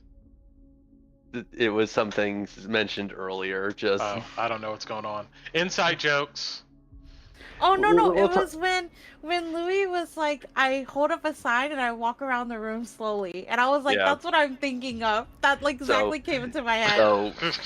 So it was jumped in. It's like one of those girls who were in the ring and then realized later, that's a ring girl. That's what they're called. Yeah, I didn't realize Scott was making fun of me. He could just straight up tell me it's a ring girl. Damn, Scott. Damn. We're lucky Scott's not in this game. He just would like hit everything with a sword. It'll be complete. It'll be complete chaos. It'd be fun though. All right, probably. There would be. All right. Now we got a few more minutes here. We're good to go. Let's see. All right, we closed off that. We closed off that. Got a few more things to do here. At least until you guys decide to leave. Yeah, that'll be in about whenever Tinu stops being. If we leave. Nope, this is where the campaign ends. The party decides to stay in. You know what? We're just gonna, that's it. We're just gonna live in. You know what? Life has decided. Fuck it. It's this over. is when our characters retire. We're all. Yeah. We're Game done. over. Yeah, we're done. Before we even got the art. Yeah. We're gonna need to change that art. We're all working with the Iron Helms as minors now, I know. so you're gonna have to make that adjustment to the art piece. Yes. No, Aku, we didn't know about the int save. If I had known about that, meta-wise, I would have never asked you to cast that. Oh no, it's fine. I don't care. I didn't know either. I think it's hilarious. Yeah. It's appropriate Tino's that we're going face first into that wall. We Tino, got like, desperate just woke enough up. to make a gamble in it, and like always, Yeah. it put in our face. It's like she got up, she got knocked down. She got up, she got knocked down again. It's just funny. Get knocked down. I get up again. You're never gonna keep me down. You know, Yes, instead of Chumbawamba. calling us the knife, instead of calling us the knife bites, they should call us the hard knocks. Yes, I like that. Okay. Is Alice here? Yeah, I'm here. Cool. Oh, you good? Yeah, I'm good. You said this is in the morning though, right? No, this is in the wee hours of the So I first finished here. my long rest. Yes. Oh, okay. Fuck. All right. I'm gonna move you there. And then I'm gonna move this guy here. And let's zoom in over here. All right.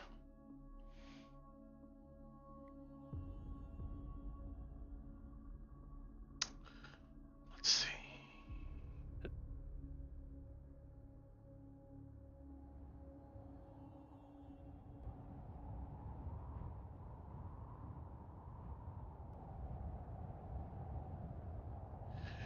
You climb up to the very top of the command tower here. And when you come up, it's empty besides Elish Drexel, who sits on the edge of the wall where you saw him before, looking down at you while you made your speech. Mm-hmm. He says, "Don't worry. I'm not here to threaten you again. I think you Not get the this point." All right.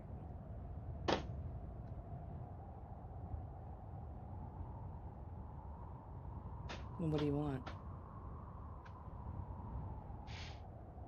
After a long moment of just staring at you, he looks over the dark city. let's say you aren't full of shit or insane, Mm-hmm. and a crown is on your head. Mm-hmm. How would you clean this shit up? And he points to the ruined city.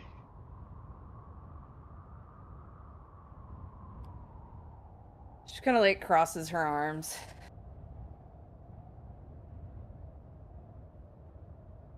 I think it depends on what I was able to achieve when the crown was placed with that magic that it has. As part of what I would want to use for that is to get this shit cleaned up. You want to use the power of the crown to get rid of all this? The delirium or the ruins?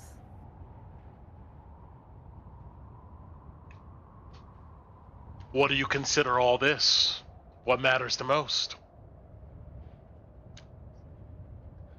Delirium shit everywhere?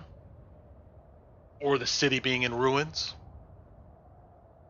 Well, both hinder having a thriving city. And a thriving city produces more people capable of carrying out things that a realm needs. So yeah, I would try to get it cleaned up.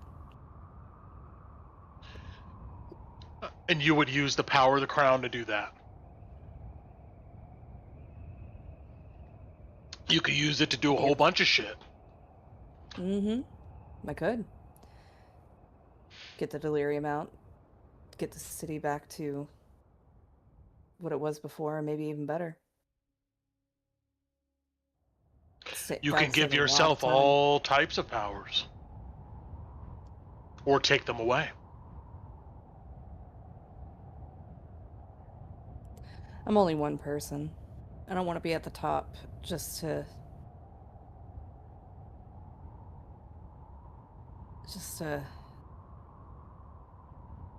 say I'm at the top. I'm aware that unlike you, I'm aware that I need numbers.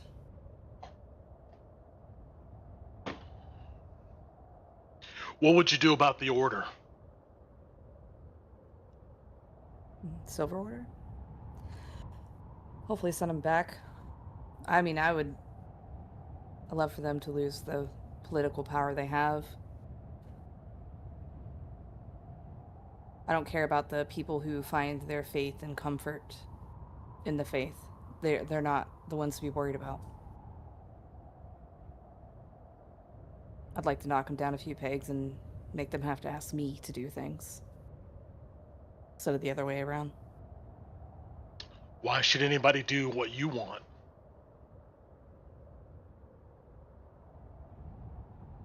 That's the question of every noble, huh? Well, because if I'm the one who does help get this crown and get this place restored, why would they not want to?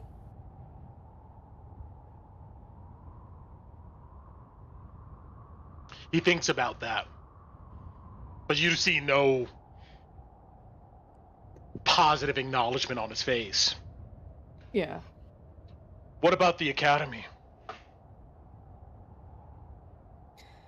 Well, if they want to make weapons, just kind of like shrugs.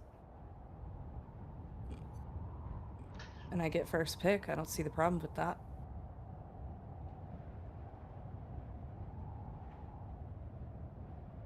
I don't want them to turn this place into this entire city into their laboratory as they want to. But I also do feel that if they don't feel as restricted, they might not be as chaotic. Chaotic's the wrong word. If they don't have as many restrictions to fight against, they might be willing to work better. I'm tired, Jackson. I don't think you know what I'm trying to say. Why do you think I killed Manford?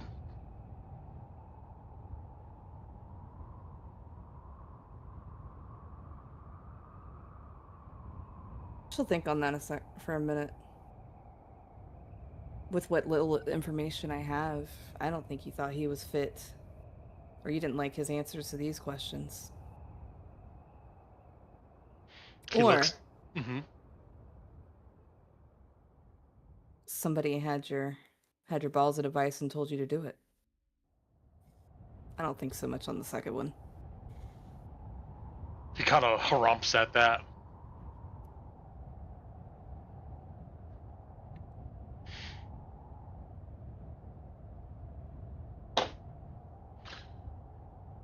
Manfred was a spoiled piece of shit. Hmm. He would have used the Academy's weapons to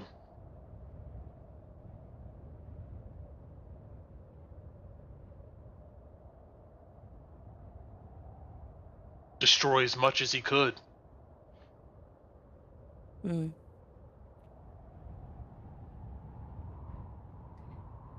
If you destroy everything, there's nothing to rule over.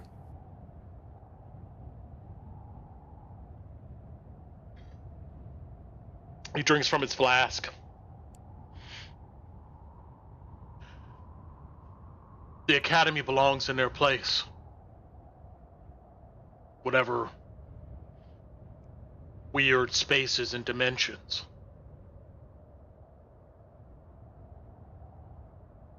In Drakkenheim, they're supposed to follow the rules of the crown. The rules of the crown or the edicts?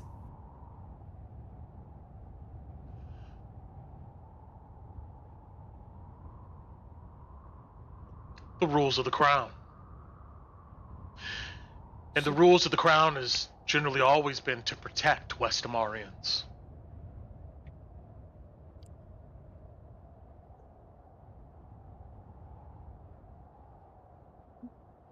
Those weapons, and whatever the Academy thinks that they want to do,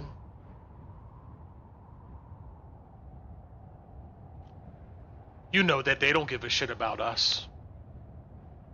No, they don't.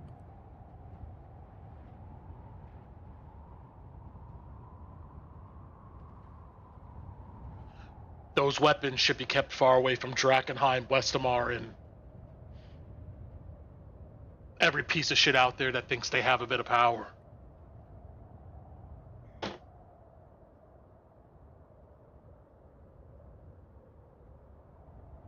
That's what I think.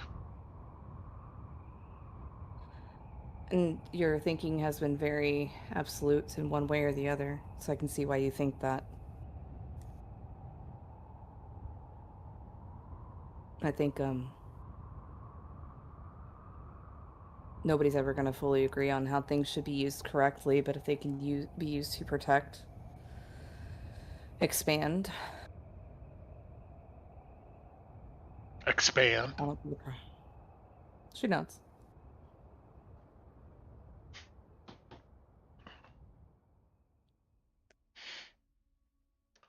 What about the cultists?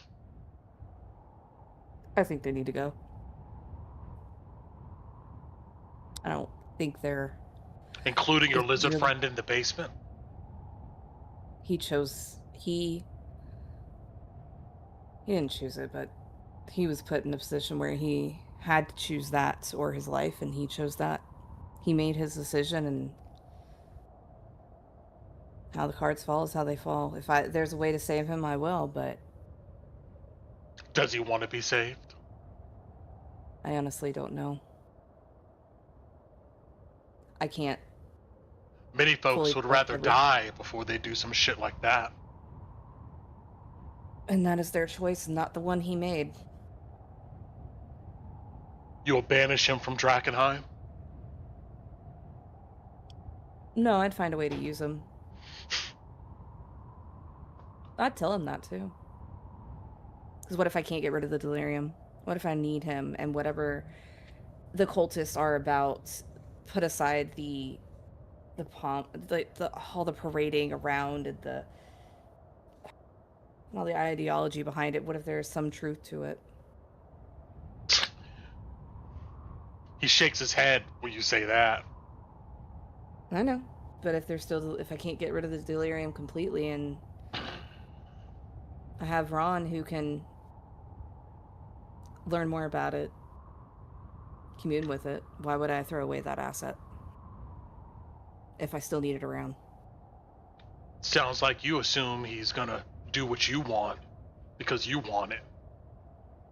Doesn't he No. serve a higher power now? She knows. You asked what I would do with him, I'm telling you what I would. I understand where his main loyalty now lies. I'm not blinded by it, but It's the reason why you don't get me, because you're not willing to make the sacrifices necessary in order to go ahead and carry on a kingdom. You want me to kill him? I want you to say you will do what's necessary. Of course I would do what's necessary.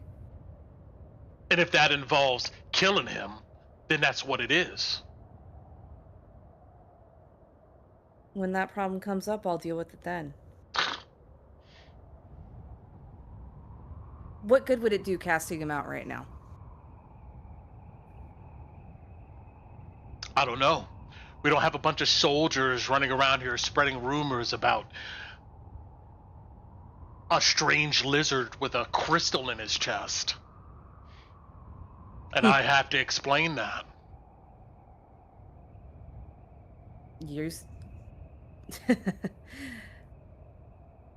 When I say explain that, I mean explain why he's here with you.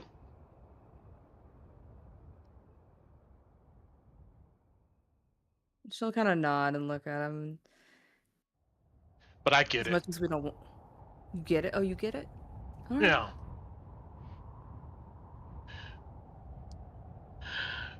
You don't know what sacrifice is yet. You still think you can save everybody. Oh, I'm under no delusion that I can save everybody. Sure you aren't. We'll see.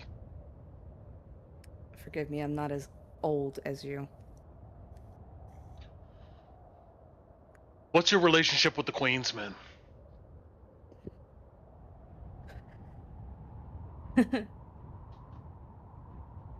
Depending on if we're able to make it to fight night tomorrow night or not, kind of depends on what that answer is. And why you're going to fight a bunch of jackasses in a sewer somewhere? Kind of been disrupting them, and they wanted to give us a chance to redeem ourselves with them.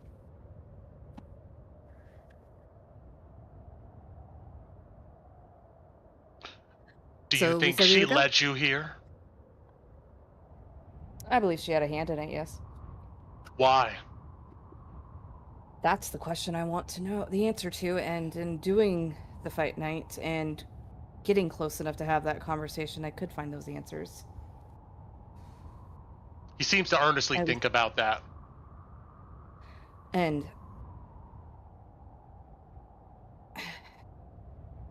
I don't want her alive any longer than she has to be. He switches the topic of conversation again, just abruptly. Whenever a new member of the royal family is born,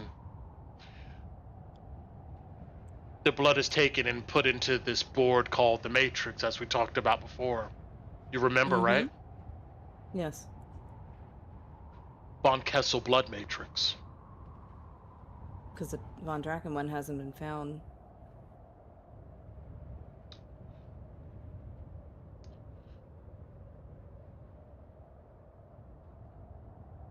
The Von Kessel board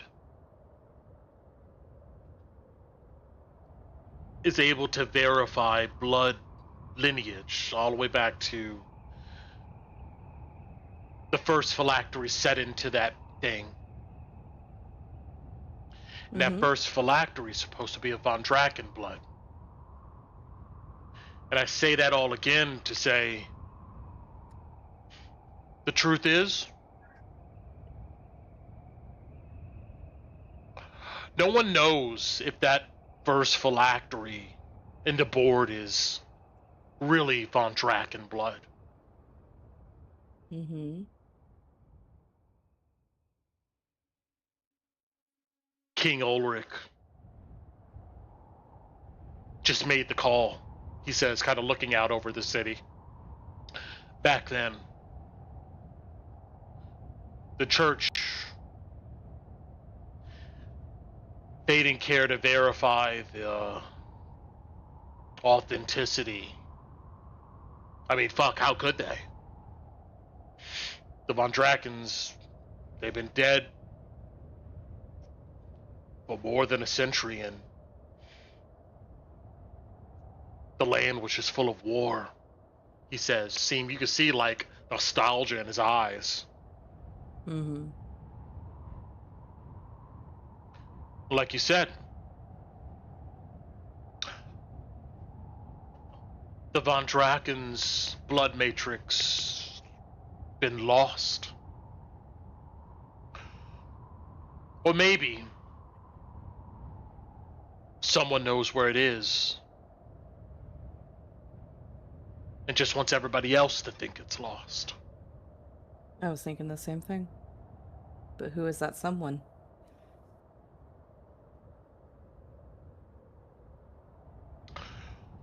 Well, the Von Kessel matrix board, that's in St. Vitrovio's Cathedral. Unless somehow it was removed or destroyed. If the Silver Order takes the cathedral and gets to that blood matrix, they'll have a whole lot of reason right now to want to double track, verify actual lineage.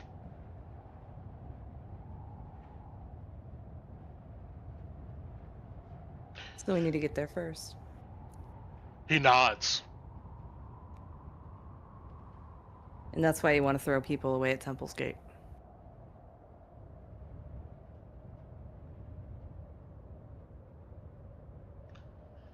It's not throwing away. Everyone here knows what they signed up for.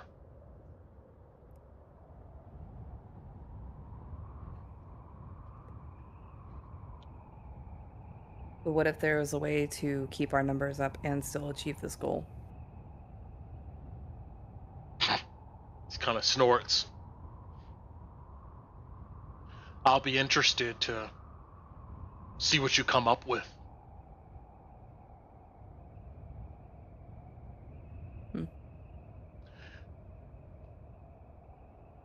I'll say this much.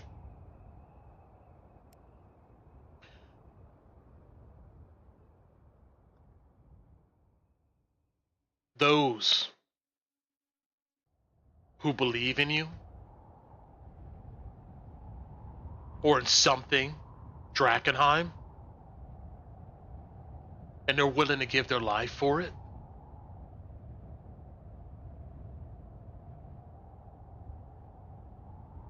you let them.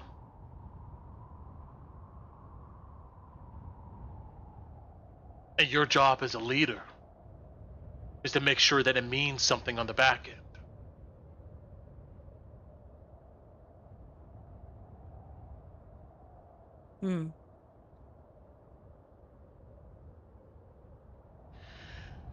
We do have to go to the cathedral, St. Vitrovio's Cathedral. If the Silver Order takes it, they'll have a whole lot of reason to want to verify some blood lineages.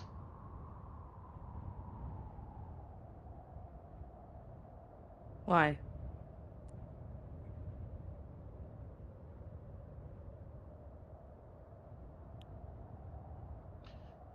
Because like I said,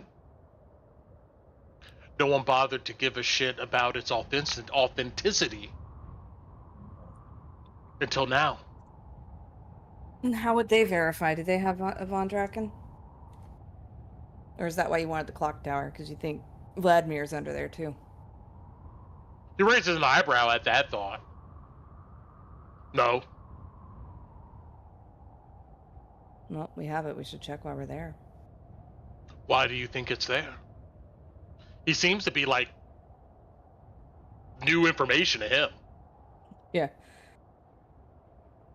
Going off of the those little books that you were so annoyed about.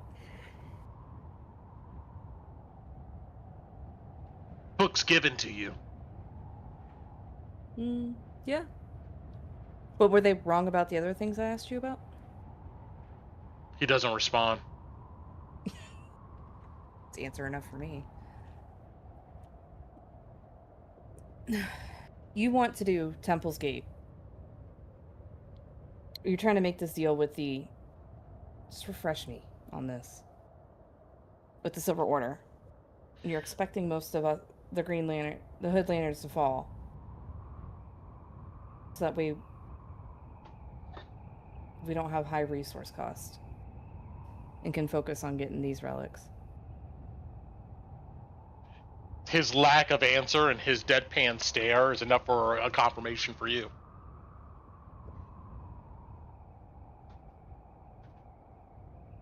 You're gonna upset some of your higher-ups with that call. My higher-ups. Like who? Hi, Lash.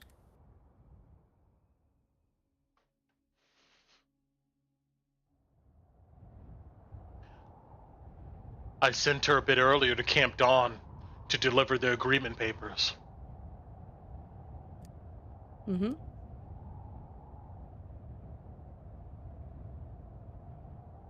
She doesn't think that you should be throwing everything away. Well, she wanted to know why you're making the calls you were making and why and what we were speaking about in private. What you tell her?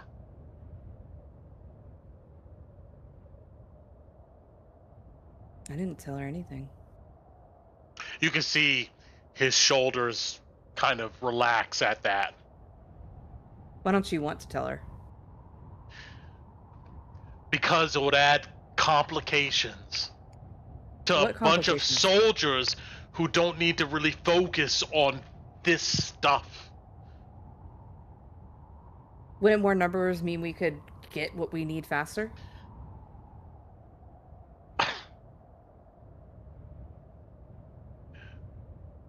Yes. But we need to be at St. Richario's Cathedral to ensure that the Silver Order doesn't get a hand on that phylactery. Or, well, I'm sorry, actually, I retract that. He says, doesn't get a hand on that blood matrix.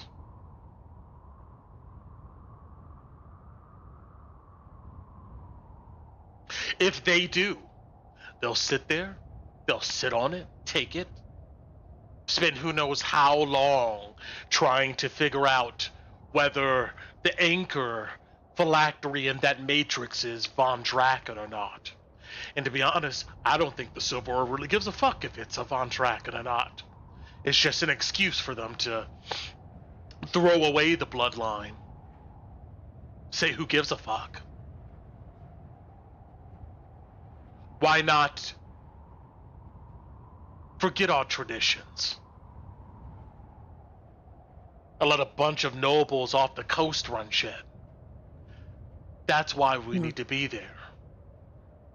That's why I need the soldiers to be there. That's why they're gonna die there. At Temple's Gate. You just did. Get to the cathedral. And but you want me to go talk to the cultists about Temple's Gate. I want you to do quite a few things. Uh-huh. Alice.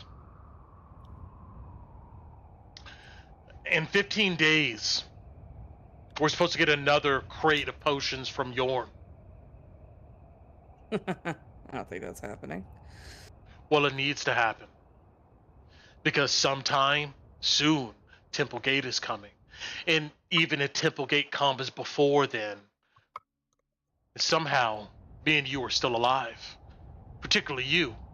We're going to need the Aqua Expursio to survive the inner city, to look for the regalia.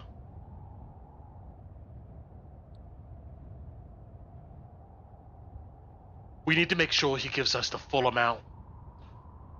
Or someone who can make Aqua Expursio needs to. Yeah, I figured you didn't care if it was him or not. That might be something we might have to hand over to the academy to make. He kind I'm of just being honest. looks a little grim at that. But there's we might other need things. Mm-hmm. We need better weapons. And coin. The dwarves at that scar, as they call it, they have both. Mm-hmm. Yep, I sure do. He swigs from his canteen. For operating in the city, we need to tax them. Because we have authority, right? Not enforceable at the moment. No. You want to be a leader, but you don't even have the mindset. Oh, I do. You just are just gonna hate how much you're about to have to deal with the academy with these two requests.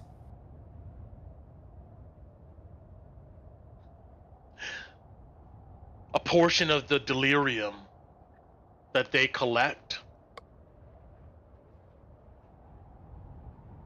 should be taxed by us. And I know they're going to bitch about it, but we need a coin. To soften that, I need you and your friends to convince them to agree to make weapons for us, explosives. And in return, we'll station some security.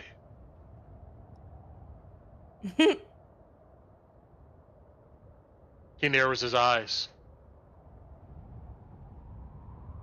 All right.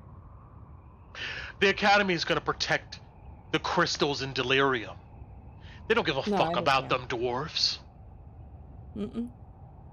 Oh, I'm very aware. Neither does the Silver Order. Points I'll gladly make to them that we're actually caring about them. We need the crystal to sell, because we need coin.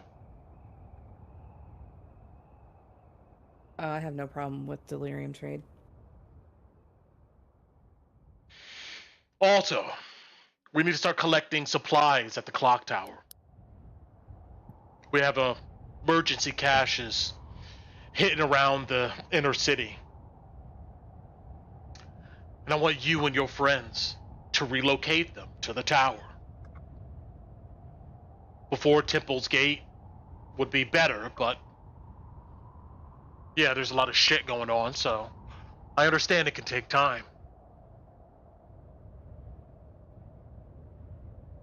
How generous.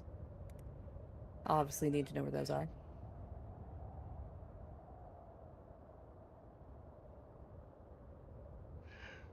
Lastly, I'm commanding you to find the Queen of Thieves and what the fuck she's up to.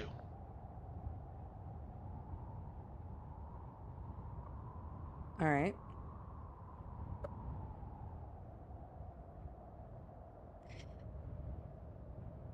I'm going to need a little assistance at the predicament that we find ourselves in. Didn't Sten give you weapons? If we don't show up tomorrow night, we're going to be horribly hunted, and getting close to the Queen of Thieves is going to be harder. We either need to find a way to get a message to request for more time for that fight night, or if you got any other ideas, because otherwise we're not going to be able to get into Emberwood. I don't. And then we're not going to be able to handle this. All these requests. That's not very queen-like of you, is it? Figure it out. I'm not a queen yet, am All right, Drexel.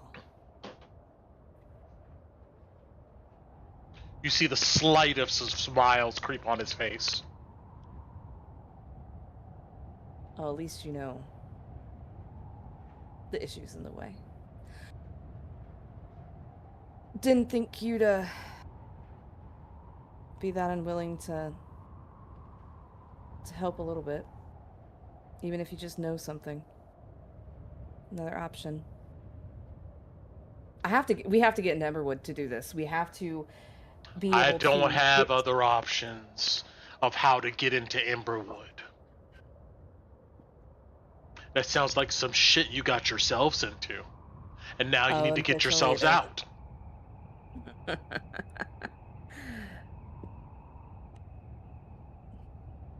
The orange should be simple enough. Problem is, in order to make the Aqua Expergio, he needs the Eldritch Lilies from the Queen's Garden. That's what got us messed up. That's why we were going. So if we're going to be doing some stuff in the inner city, I know you've got that recent shipment. We're going to need some ourselves. Or at least me and Torren. The shipment we got was half of what we usually get. And all of it is almost gone. I don't got any more to give you. I told Stin to look up some weapons that can go ahead and help you. That's what you got. Oh, she's wearing hers. He just looks at it. All right. And you're a green cloak now. Under my command.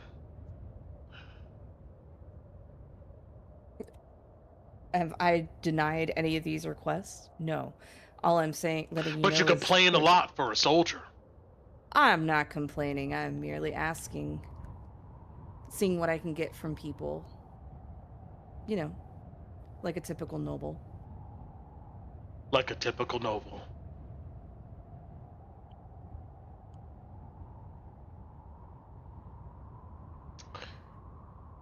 I want to know why Magdalena sent... Why she disappeared. I do too.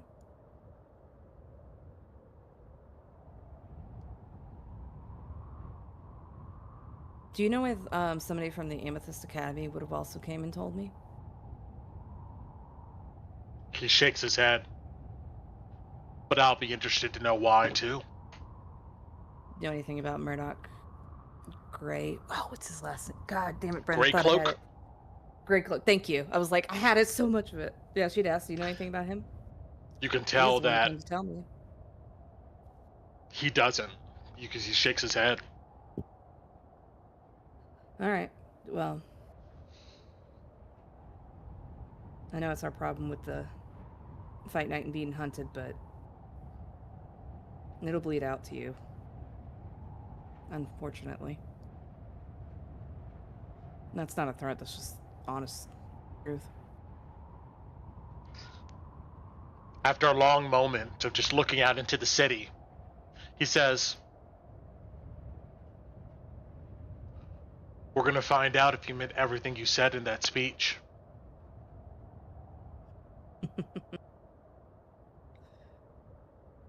Oh, I did.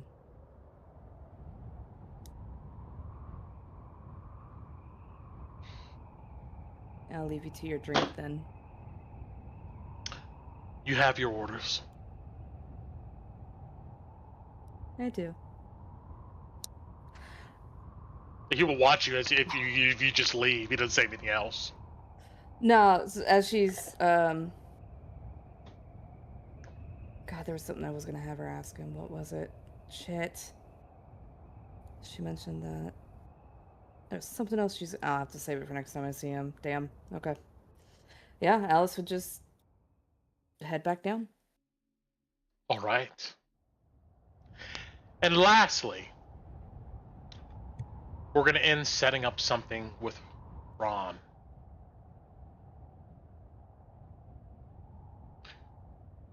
Ron, what are you doing in your cell? You've cured as many people as you possibly could. You're probably maybe feeling a bit tired now. It's not like you can't get tired or anything. Yeah. I mean, I just had last night was the first sleep I had in about a week, so. The only thing Ron has done True. was, so yeah, he's still a little tired. He went ahead and casted Find Familiar. Okay. And I just didn't want to interrupt what you had going on. So he's got his little lizard familiar up on the wall just outside his room. He's gonna be bunking down in Tina's room as well, just to make sure she's okay, Okay. or to see if she wakes up. But for the most part, just go in and out from his lizard familiar that's sitting outside, just to see if he catches anything. He caught that Alice was summoned, and really, aside from that, just making sure nothing's odd until he's waiting until Alice comes back now before he goes to sleep. As you're standing in Tinu's cell, or you're sitting down and relaxing, it's the end of the day, you're kind of tired. Roll me a perception check. -2. 24. You do a double take and notice at the bottom of the door where there's a small little gap. Mm-hmm. It looks like some type of black ichor is pouring into this room, just like a sludge.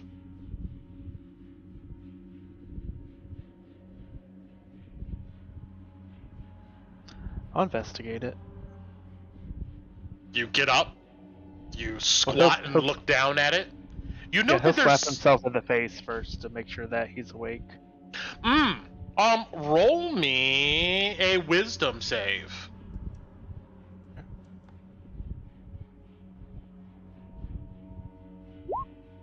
21. You slap yourself, and for a minute everything goes blurry, but then corrects itself.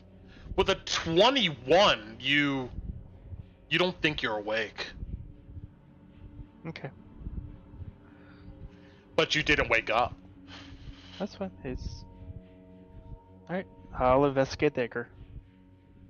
You bend down, look at it. There's these little pieces in it. It looks like almost glimmering little crystals of light all embedded in this black ichor. If you look close at it, you're not sure whether it's an actual object that's glimmering light, or, oddly enough, a puncture in this black ichor that, like, looks into some white void.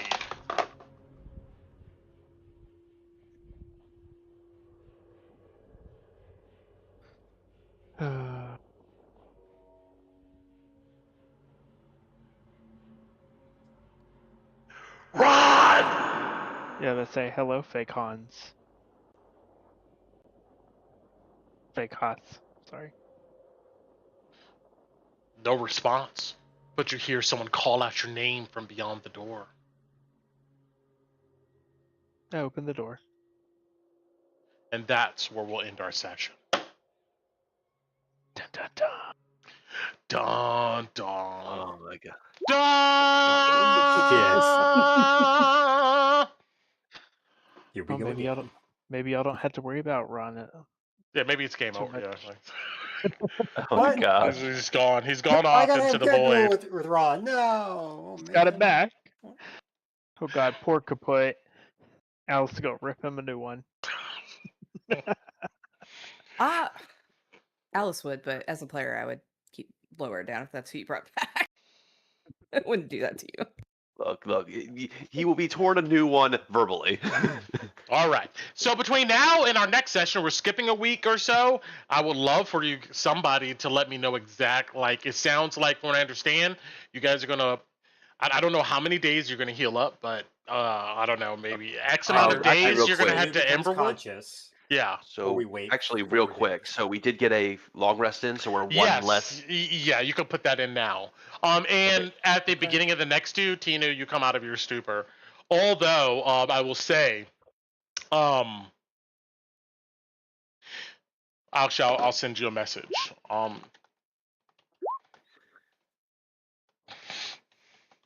Secret fun Tinu stuff. Maybe. I don't know. I'm hoping. Excuse me. And hold on. Torren, you get my message? I did get your message. Yeah. Okay. I don't think there's a organic way for me to get that to the rest of the party, but Nope. Torren is definitely keeping that in mind. But I will send this to you, Tinu, as in just in your channel here. I mean, I know this doesn't sound like anything different or unusual from what you normally feel, but it's like 10 times the amount. Okay, let me look. What? All right, I gotta look up that word. Yeah, look up that what word. That word means. I looked it up on stream too. I was like, just make sure I chose the right word here. But yes. Oh, okay, that's fine. Yeah, I know it's fine, but it's not like it's like 10 times as much. Okay. Oh, okay, okay. Yeah, it's like you hear this person's name, it is not good. Yes, you hiss. Yeah, it is not good at all. I'll give you more details on that later, but that's what you understand. But okay. But yeah, it'll be great between now and our next session, and one of our channels here, the most appropriate one. I know exactly maybe what you guys are going to be going, when you're going to be leaving the garrison, and where you're going to be going. From what I understand, you're leaving in X days, and you're heading back to Emberwood. That's what I think I understand. I believe that is still the plan. We have so I 3 think more right days of now, rest. yeah, rest till we're all good. So that'd be I think day 5, and then head back on day 5 to Emberwood. I think is the current plan. Got it. Yeah, Understood. So, okay. Yeah. Back to Emberwood we and go. hopefully, if the things that happened this session did happen, we were able to somehow get a message out that maybe might help us, but maybe not. Either way, he said it himself. I am never asking Tino to send another sending again. Oh heck no! Oh heck no! Oh no, it was fine. Look, who said like Tino's traumatized? I think we're all traumatized by what just happened. Like, Yeah. It's okay. When we kill Oscar, we can grab his sending stone, so we'll be able to have that as a party. yeah. Oh yeah. Yeah. See, yeah. There's a lot of pans on the fryer, in the fryer, whatever cooking, and yeah. So it'll be great to know. Like, I know you guys are in Emberwood, but it'll be also great to know like what's the larger goal. You know, is it just to avoid the Queen of Thieves? Is it to deal with Anar? Is it to prepare to go to Rose Theater? Is it, you know, there's a bunch of things that obviously could be done. You can't do all of them, but, you know, yeah. You know, Elis Drexel gave a list of things that he would like done, you know, all this type of stuff, so. I think we're focusing on Tinu's. The clock tower. So another thing. Yeah. Current plan, as I think we discussed, is first rest and heal up because we're fucked up like this. Second, go to Emberwood and we'll see how the Queen of Thieves stuff ends up. Maybe they just decide that we're gonna be enemies. Maybe we'll have a chance. Maybe they'll abduct us. Maybe we'll have to save someone again. I don't know. But if we can resolve that, then I think the plan is currently Tinu's stuff. So I think that's how we're planning it. But then again, this is a game that can always just run up you and punch you in the face. So you're gonna see what the Queen of Thieves do when you get back to Emberwood, and you're gonna try to pursue Anar and see what's up with that. Got it. Okay. we Yeah. have a plan, but Game plan. the currently most volatile faction we're dealing with is Queen of Thieves, so we can't really plan anything until we see what the hell is going on with them. And we it could definitely be want to sell stuff. Yeah. the friendliest response could just be Mel showing up while we're in the market saying, "Hey guys, I need you to come with me, real quick," and that would be fine. We'll go talk to him if that happens. Or it could be Mel and like 12 dudes behind him. But I'll say "Hey, this: guys, regardless, you gotta there'll be come with Mel me." and dudes behind him because the guy's too much of a chicken shit to go by himself. Very true. Yeah. Doesn't even fight his own We're gonna try to. I think it sounds like we're gonna see how Emberwood is. Our hope of being able to do an hour time, and then I think depending on how that pans out, really depends on what we focus on. Yeah. Got it. Okay. So we have our short-term goals. Understood. All right. So for now, we'll come back a week after Thanksgiving. If I change that, because whatever, or people are doing a bunch of stuff, I'll let you guys know. Obviously, all that good stuff. But GG, guys. But until next time. Until next time. Yeah. Always. Thank you for guys. DMing. No problem. I'm going to get some food. I don't think. Yeah.